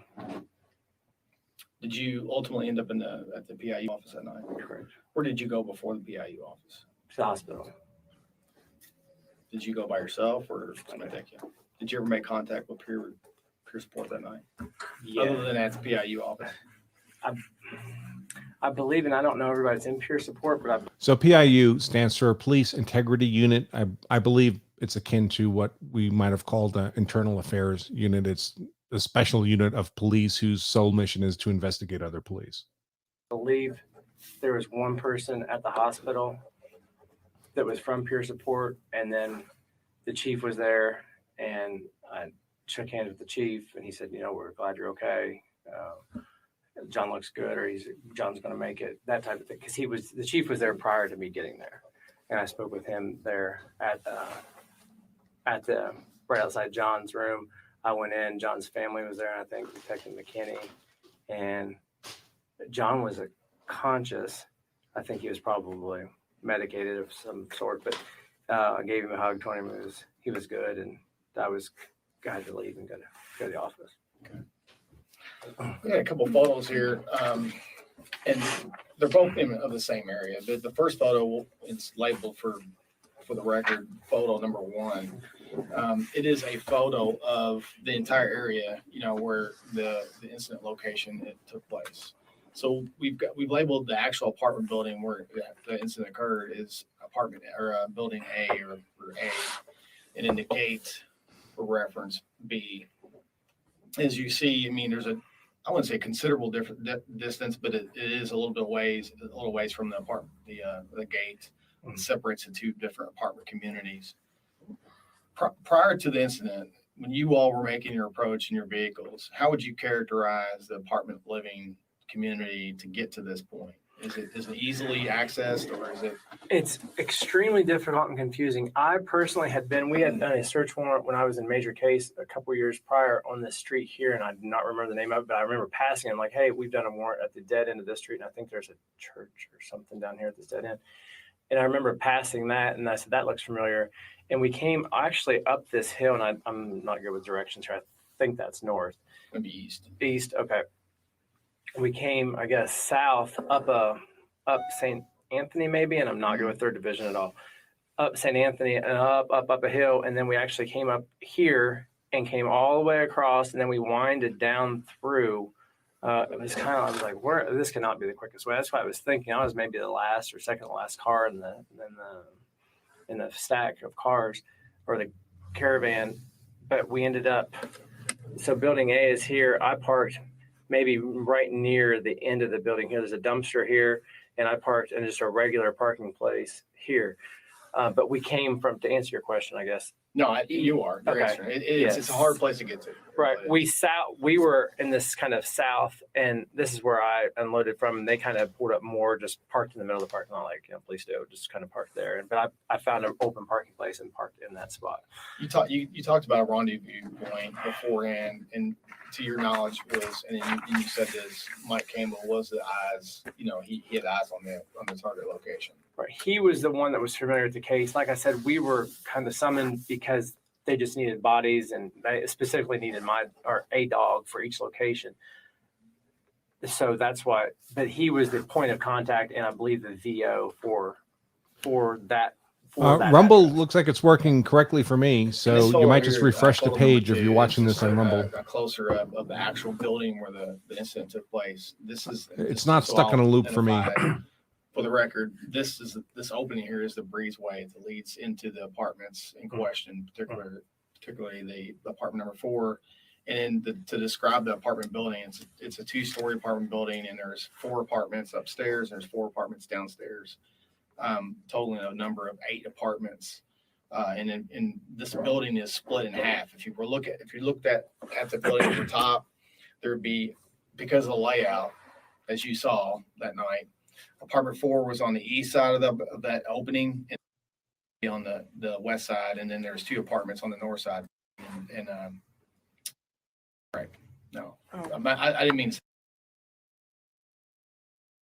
So there's dwellings behind on the one side of the apartment, and there's dwellings on the south side. So north and south has dwellings, apartment dwellings.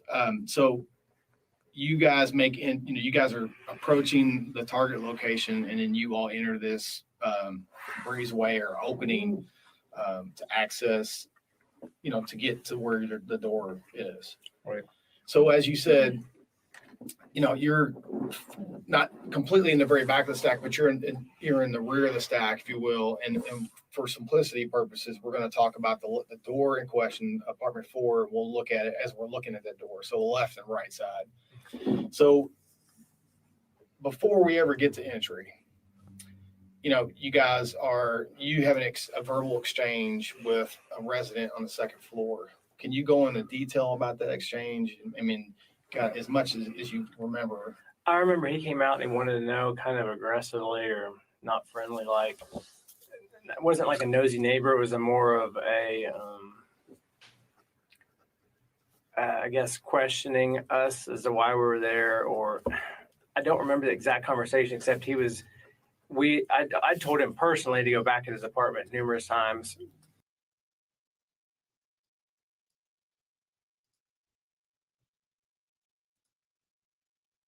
Oh, did it stop? Police. Sorry about that. I feel like he shut the door and then opened it right back up. And I told him again to go back in the apartment. That's when Sergeant Mattingly said, just ignore him, or whatever the case was, because he came out, and he wasn't out over top of us. He was more, I could see him in his doorway, but he had maybe taken a couple of steps out of the apartment. And you described him as a black male in his 50s? So he's an older guy? Yeah.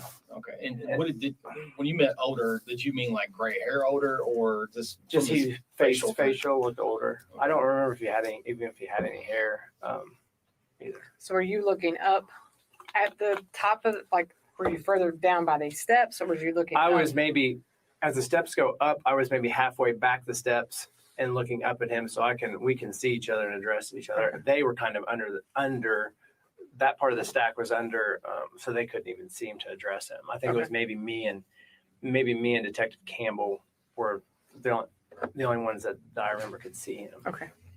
So you have your verbal exchange with the 2nd floor resident at some point, Mattingly or whoever decides, this is drawing too much attention away from what we're supposed to be focused on.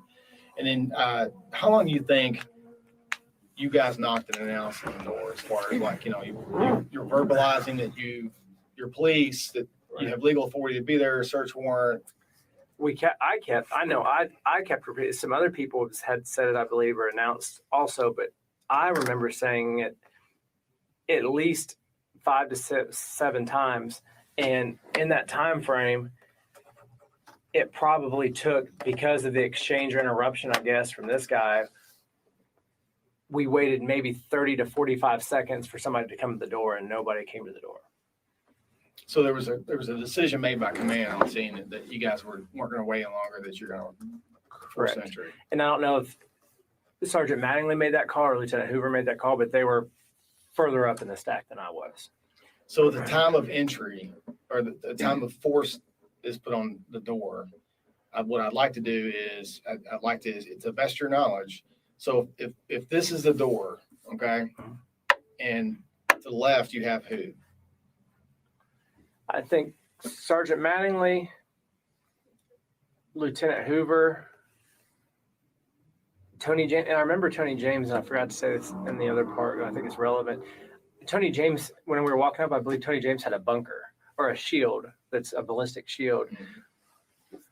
which we rarely, if ever, carry. And I don't even know who has one except people that are assigned to the SWAT teams. But I remember Tony had one when we were walking up to the apartment after we got down in our cars.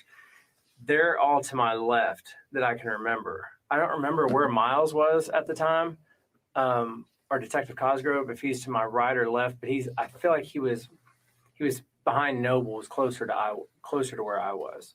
And Nobles is the one with the door to his right, is aiming from his left side to right side. So would you be in front of Miles Cosgrove or behind him? Because we're talking about a 30. We'll just give it. I don't know the exact measurement, but we'll do the max. It's a 36-inch door opening. So it's basically about maybe if not the exact width of this table. And we know Mattingly was on the left-hand side because he had first light, right? And Nobles had already breached the door. And the door, for the record, the door handle was on the right-hand side. Therefore, the swinging mechanism was on the left-hand side. So it opened right to left. Is that correct? I do not remember. So I don't remember which way it came up. yeah, we'll just say that's the way it opens. Okay. So at that point, we have Sergeant Mattingly, Tony James, or Lieutenant Hoover in somewhat unknown order. And on the right side of the door, we have like Knowles, who has the breaching tool, who's not armed because he has a breaching tool. And is it you then Cosgrove, or is it Cosgrove and you? I don't know if we were standing beside each other or we switched or we moved when Nobles came back, and if we moved around him. I can't say if Miles is on my right or left because I don't recall. Okay. So once the door is breached and it's opened,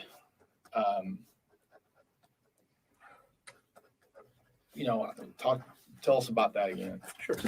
As soon as the door is breached, I came. By the way, folks, here at Law Self-Defense on our YouTube channel, we're within inches of hitting 30,000 subscribers. So if the several hundred of you watching this could smash that subscribe button, that would be greatly appreciated. Of course, it's what you need to do to comment anyway. So you may as well hit it and join in the chat fun. Thanks for that. Either from the ready or down up to the ready.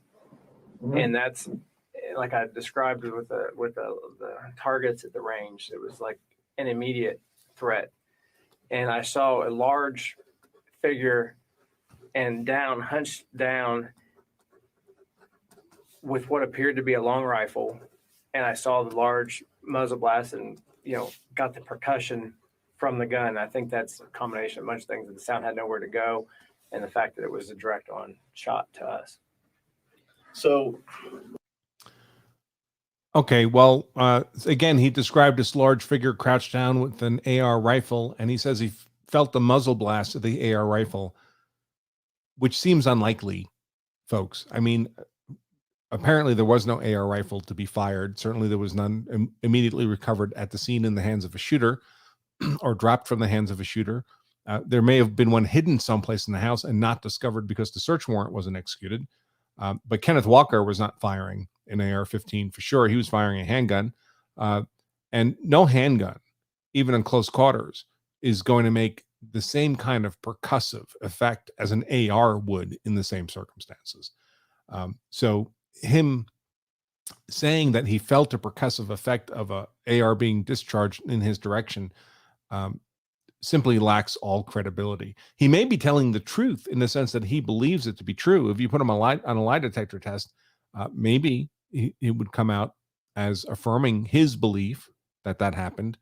But what would be the reasonable basis for that belief? And again, it all comes down to reasonableness, folks. Reasonable perceptions of threat.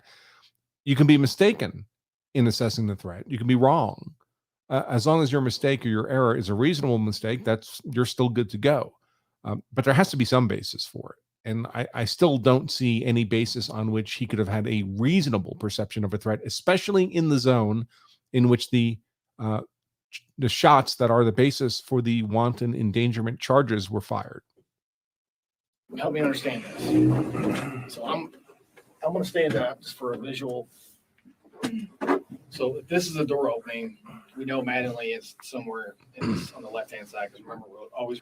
By the way, you should never, ever, ever, ever do this because you think they're just trying to get a general idea of what happened.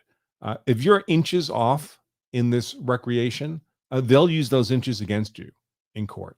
They'll say, well, it couldn't have happened that way because when you demonstrated it to us in the interview room, it was different.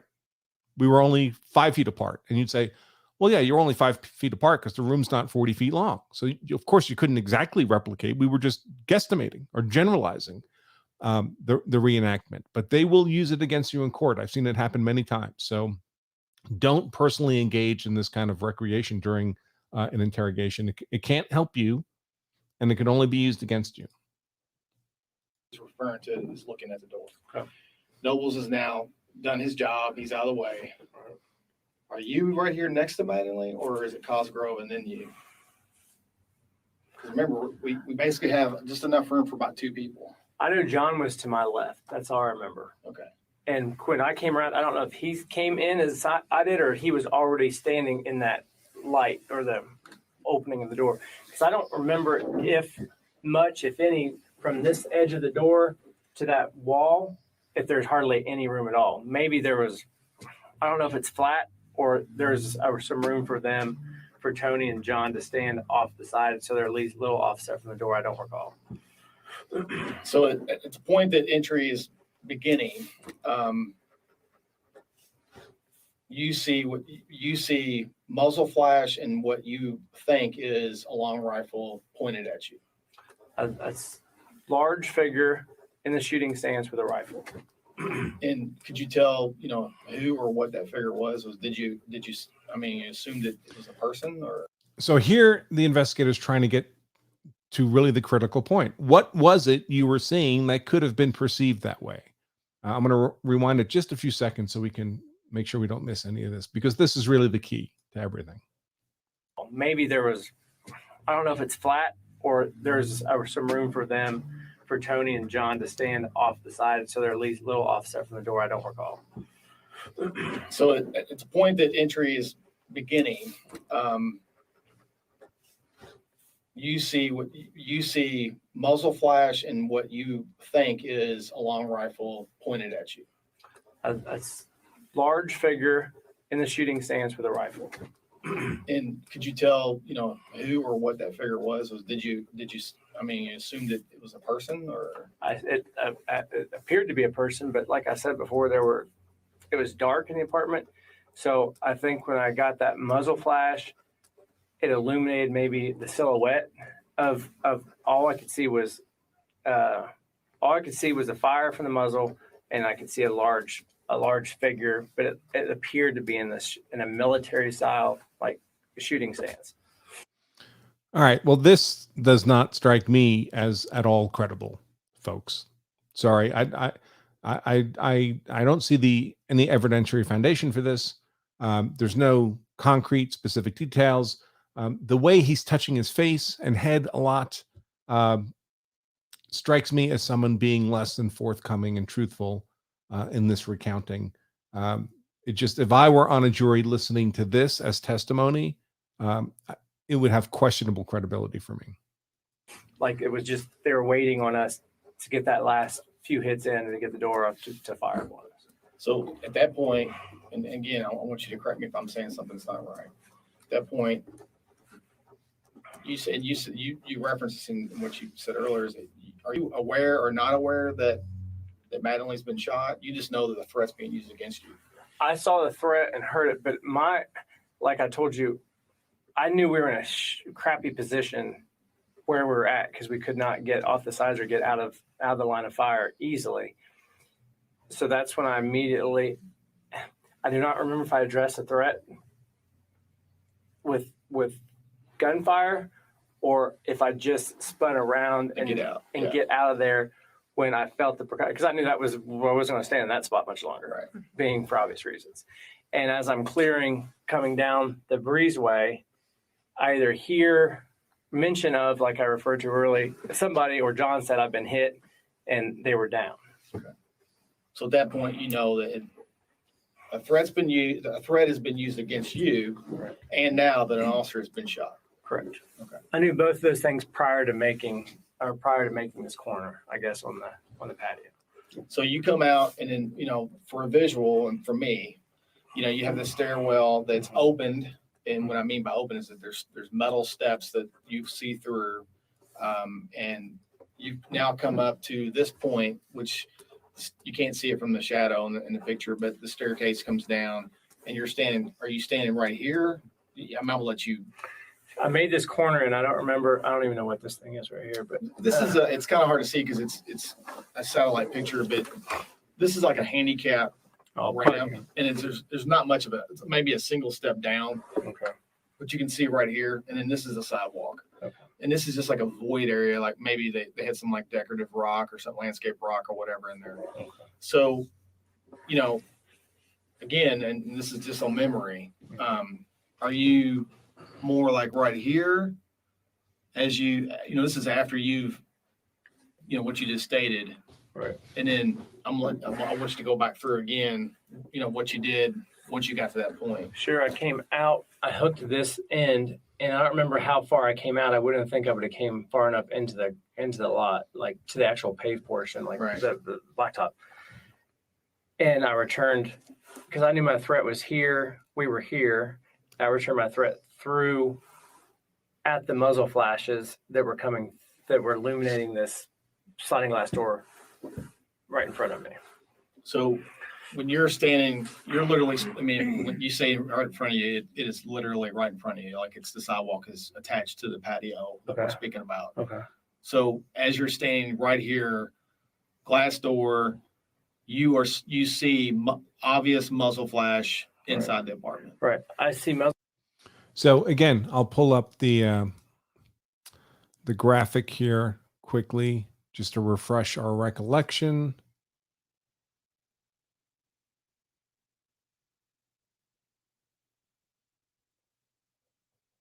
Here we go.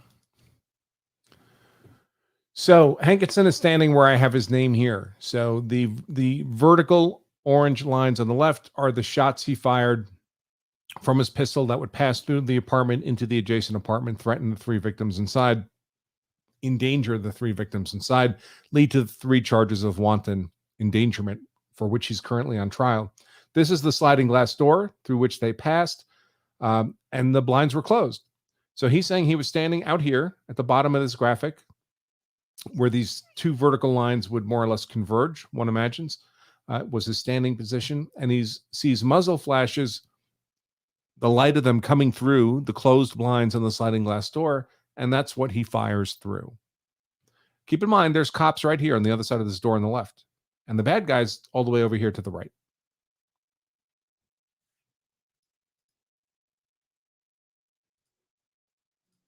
Oops. Wrong button.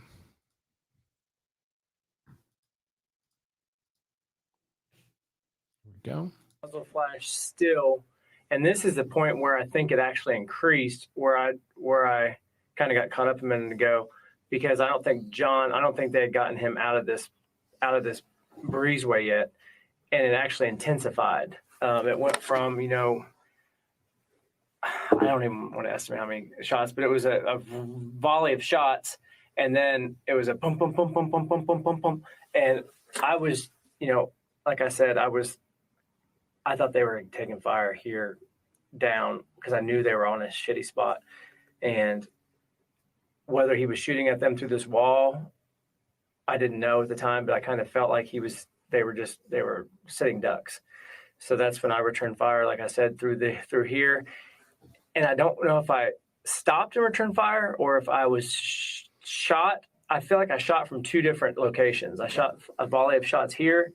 And then when I moved over to closer to here, to this red car's parked at, I can still see this light lighting up in the hallway or bed, whatever room this is, this window lighting up, flashes and gunfire.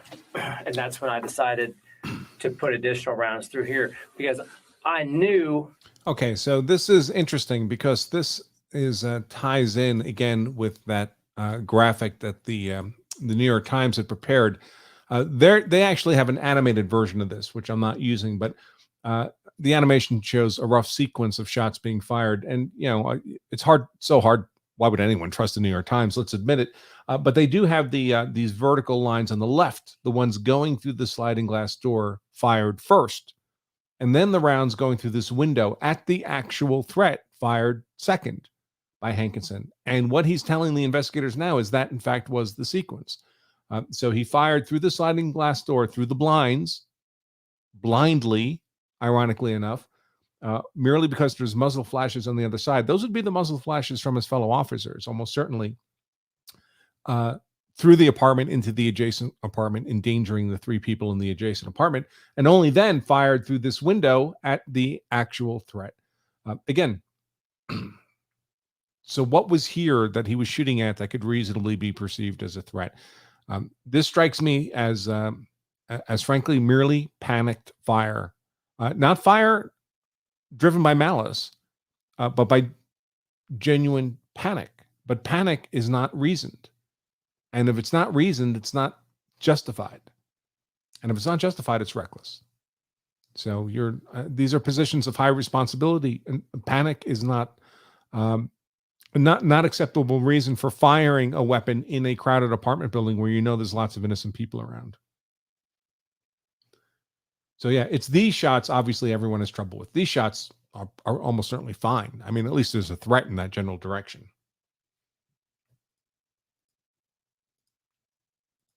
So back to the video.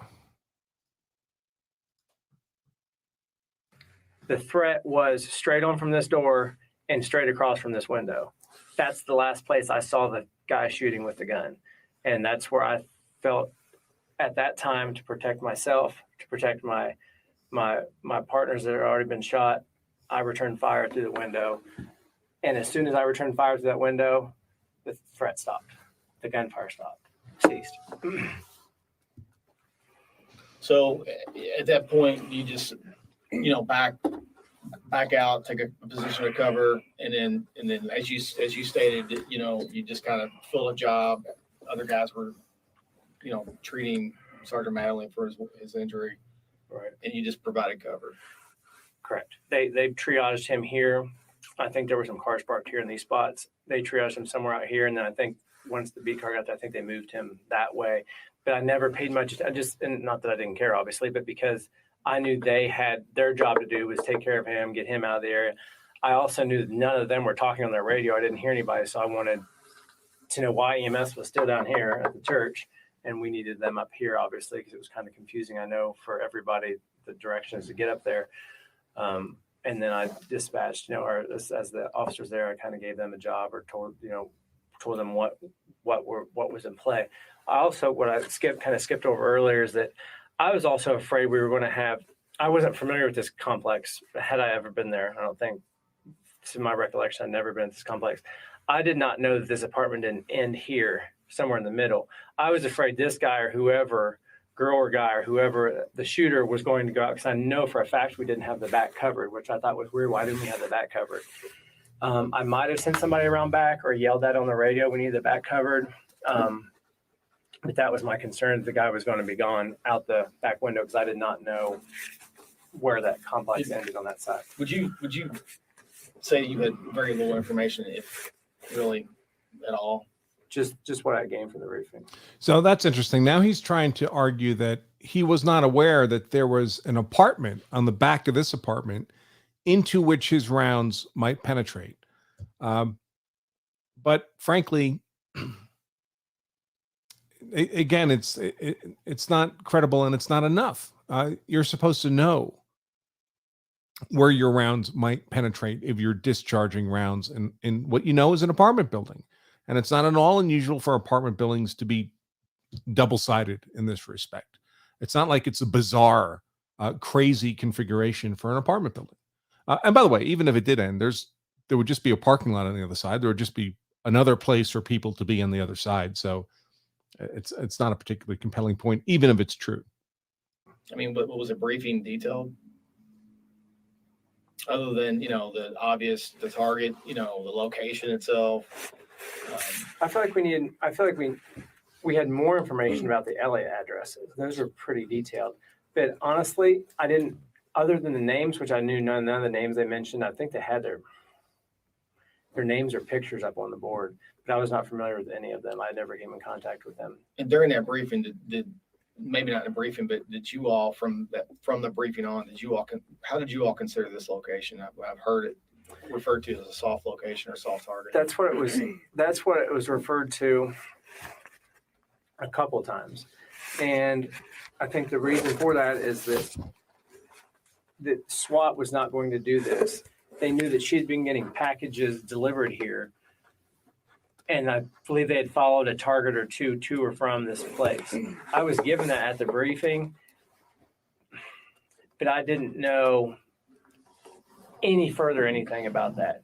The guys I was with, we were all we're all in CID, we're in Metro Narcotics, but we were all kind of the older guys were put with it because this was going to be the easy location. I felt that's my opinion. Right. So the CID is broken into smaller little groups. Right. And you're not in the group that had the investigation pertaining to this target. And location. neither was anybody there. Right. We were just kind of a hodgepodge of people thrown together, but the place-based contact was Detective Campbell. And this location was even the lead considered not a real high priority. Right. I think there was if I remember correctly, they either said the score out loud or the score on the matrix was minimal, right? Which doesn't require a SWAT consultation or brief or a SWAT to do it. So yes, approaching that, or especially when we were down here at the church, I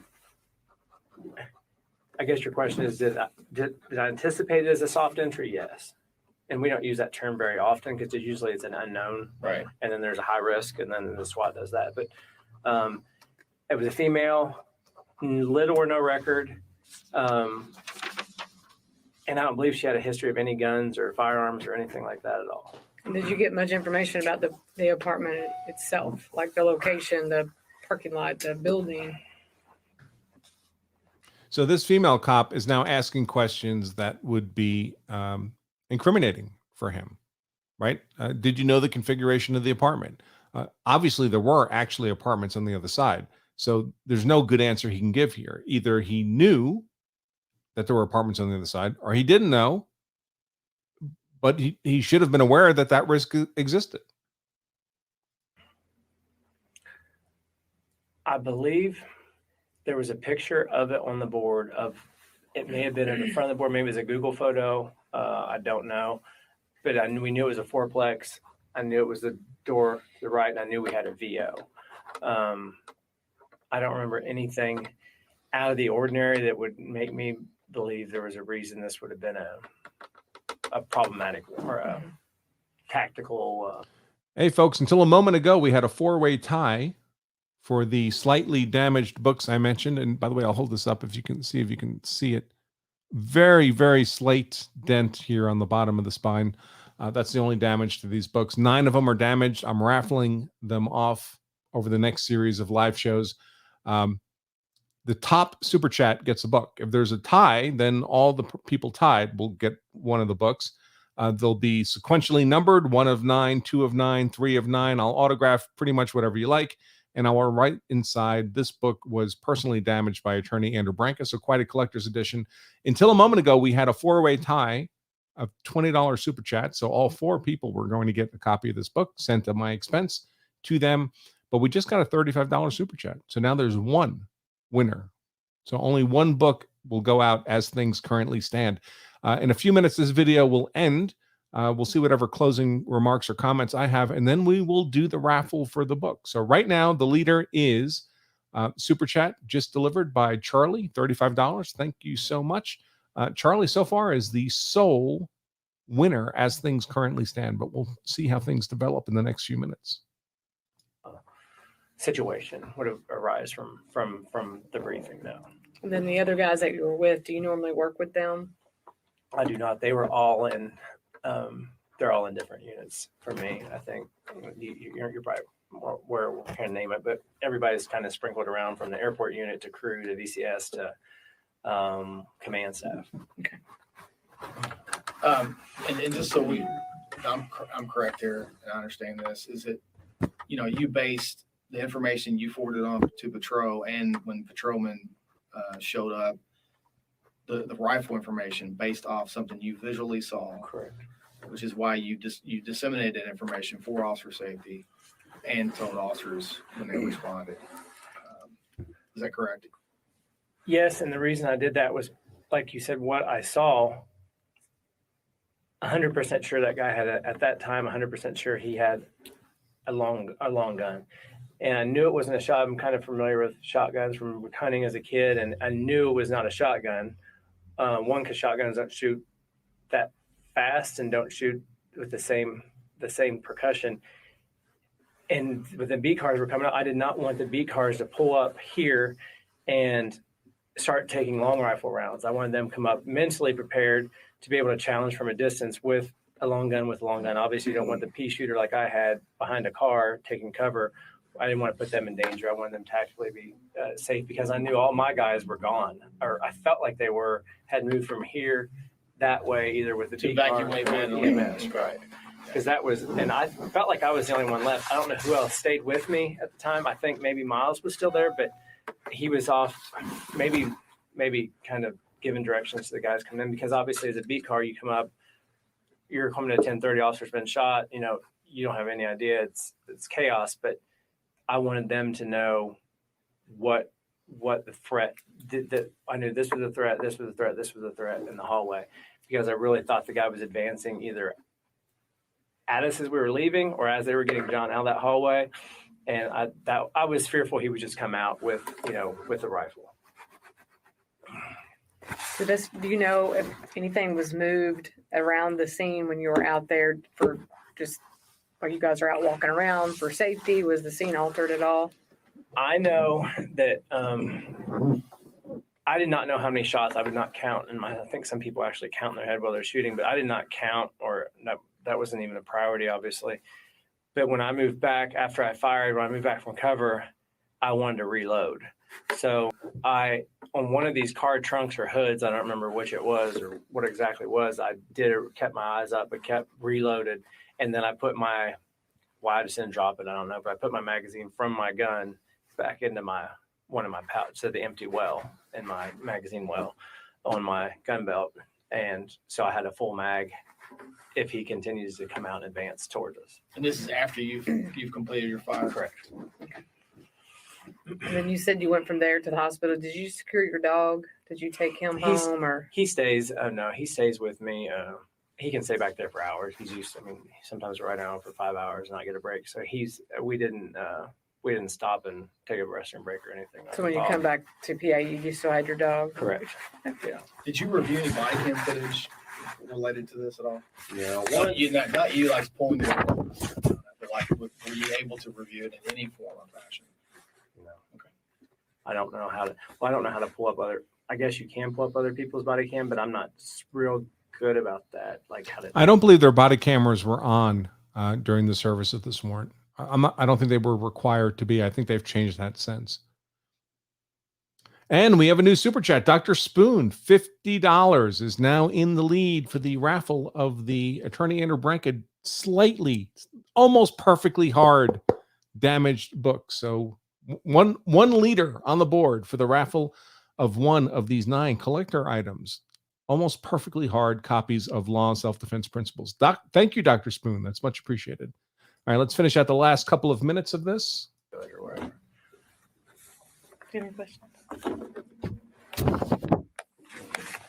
Are there any questions we haven't asked you, or any other information you have that may be beneficial for this case?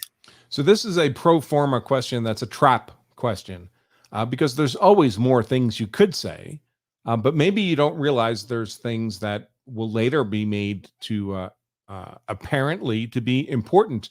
This happened during the Curtis Reese trial, for example. He did that interview immediately after the shooting of Chad Olson. He was interviewed out in the police car, waived his Miranda rights, gave a statement, but he didn't include every single thing in his statement. One never does. There's not an infinite amount of time or information in any statement. So at the end of that statement, like here, the interrogating officer said, "Is there anything else you'd like to add to this statement or words to that effect?" And he says, "No, I think I covered, the important parts." Then when he's on trial and he's testifying in his own defense, the prosecutor can find things the prosecutor will characterize as important and say, "Well, you didn't say that to the investigator, did you?" And Curtis Reeves says, well, no, I didn't. But didn't you have the opportunity to say everything that was important at that time? And of course, it's on the recording, the cop asking, "Is there anything else important you'd like to add to this statement?" So it's really a trap question to lock you in to this particular subset of information and make it difficult for you to buttress that information further at a later date.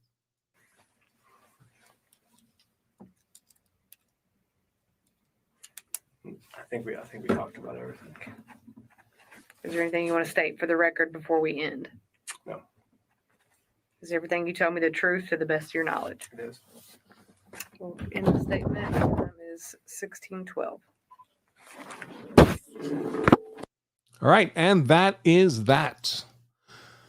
So, having reviewed that, and I saw this interview for the first time right now, just like all of you who are watching with me, presuming it's your first time, but I had not reviewed this prior. I would rate this officer's credibility low, and the reasonableness of his apparent perception of a deadly force threat. On the left side of that graph, and I'll pull it up again just to make sure we keep all this in context.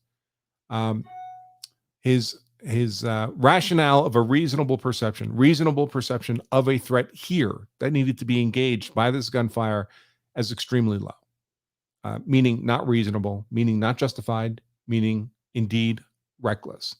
And when those rounds pass through the apartment into the adjacent apartment where 3 other people are, endangering them, it becomes reckless endangerment, what Kentucky refers to as wanton endangerment. So I would, and I have not watched the entire trial, which is my normal practice, so I will caveat that. But presuming that this is the most favorable view of the evidence from the perspective of the defense, as one would expect, given that this is the defendant's own narrative of what he saw and why he fired, this is not a compelling argument by any means for a justified use of force. And I think the prosecution would be well within range of having disproven justification for those particular shots beyond any reasonable doubt, and therefore having established beyond a reasonable doubt reckless endangerment. So if this were to result in a guilty verdict, would not strike me. Of course, none of us ever knows absolutely, right? That's not required in the law, absolute certainty of guilt, or the reverse. But if the prosecution were to achieve a guilty verdict here, it would neither outrage nor surprise me in the least. All right, folks. So that is it for our review of that video. That brings us to the raffle. We're going to wrap it up right now. Again, I'll just recap. I was signing copies of our Law Self-Defense hardcover book at the warehouse yesterday, signed 1,000 copies. And in the process of that, I knocked over a stack of books. And I very modestly damaged 9 of the books on the corners here. You can see it's a little crunched, but we don't sell damaged books in the normal course of business. So I have 9 books I need to raffle off. So what we've decided to do is offer these as a limited edition, special edition. We'll number them 1 of 9, 2 of 9, 3 of 9. Inside the book, I will write that this book was personally damaged by attorney Andrew Branca. I will write an inscription in the book of your preference. No racism, please. No disgusting profanity, but anything within reason, I will write in the book. We are raffling these off over the next several live shows until they're gone to the highest super chat of that show. If there's a tie in super chats, we'll give away 2 books in that live show. But if there's one leader in the super chat, that's the person who gets a book. Everybody else is out of the running. And we're going to wrap it up now, auction style. So let me take a look at what we have now for the super chats. Let me pull this up. I'll do a refresh. Last I looked, we had a single leader, Dr. Spoon, at $50. Dr. Spoon, I hope you're still there. Don't go away, folks, because I need to have you email me, and I need to email you back to make sure I've identified the right person and that I have a way to contact you so I can get the book to you. Right now, the leader is Dr. Spoon at $50. So, does anybody in the next few moments want to match Dr. Spoon, in which case you'll both get a book, match that $50 super chat, or exceed Dr. Spoon, in which case Dr. Spoon's out of the running and you would be the leader? This is for one of these 9 very special, almost perfectly hard copies of the Law of Self-Defense Principles. Going once, going twice, and Dr. Spoon is the winner. Dr. Spoon, don't go away. I need you to send me an email right now to member@lawofselfdefense.com. Member@lawofselfdefense.com. Send me that email right now with your YouTube name in the somewhere there in the email.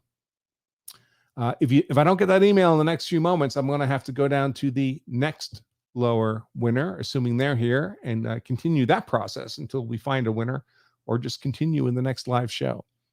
So, Dr. Spoon, if you can send me an email at member@lawofselfdefense.com, I will respond with a random number that you'll need to type into the chat so I know I've got the right person. Because unfortunately, YouTube makes it impossible for me to communicate with you people directly through any kind of real chat function. At least if such a method exists, I'm not aware of it. I'm waiting for that email.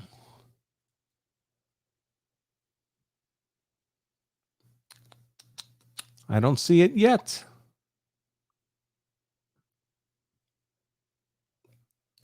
Meanwhile, I'll look through some of the other super chats. Let's see. Dr. Spoon, in fact, had written, just wanted to make things more fun with the tremendously. No, sorry. Someone put in $51. I'll call that a tie.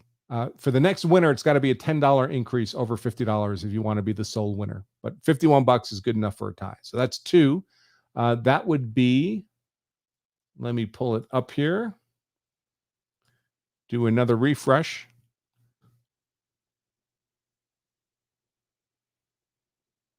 Oh, come on.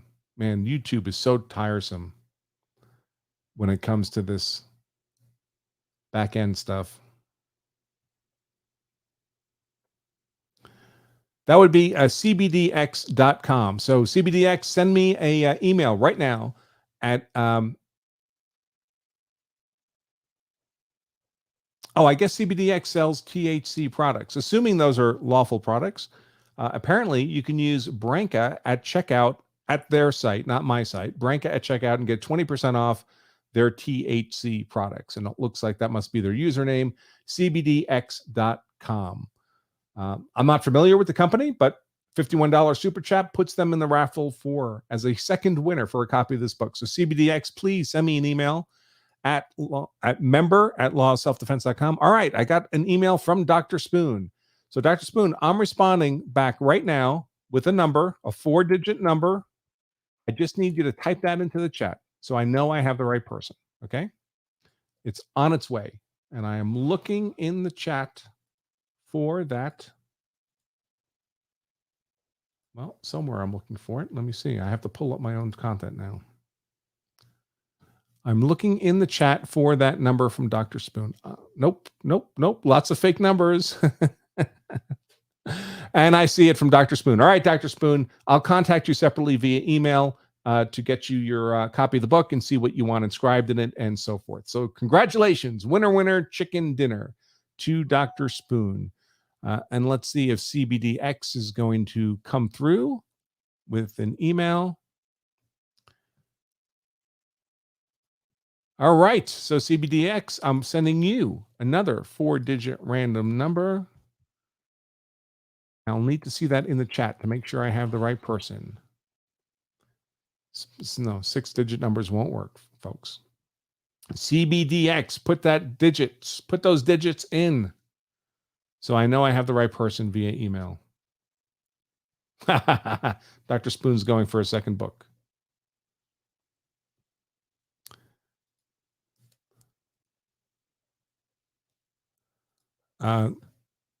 We can ship almost anywhere, folks, but it gets expensive. So usually I don't encourage people to do that.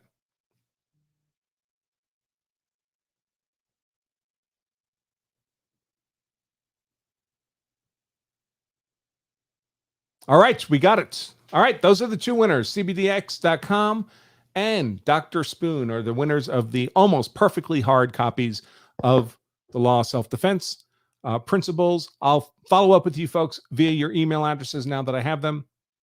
And we'll arrange for whatever inscription you want and your mailing address and all that kind of stuff.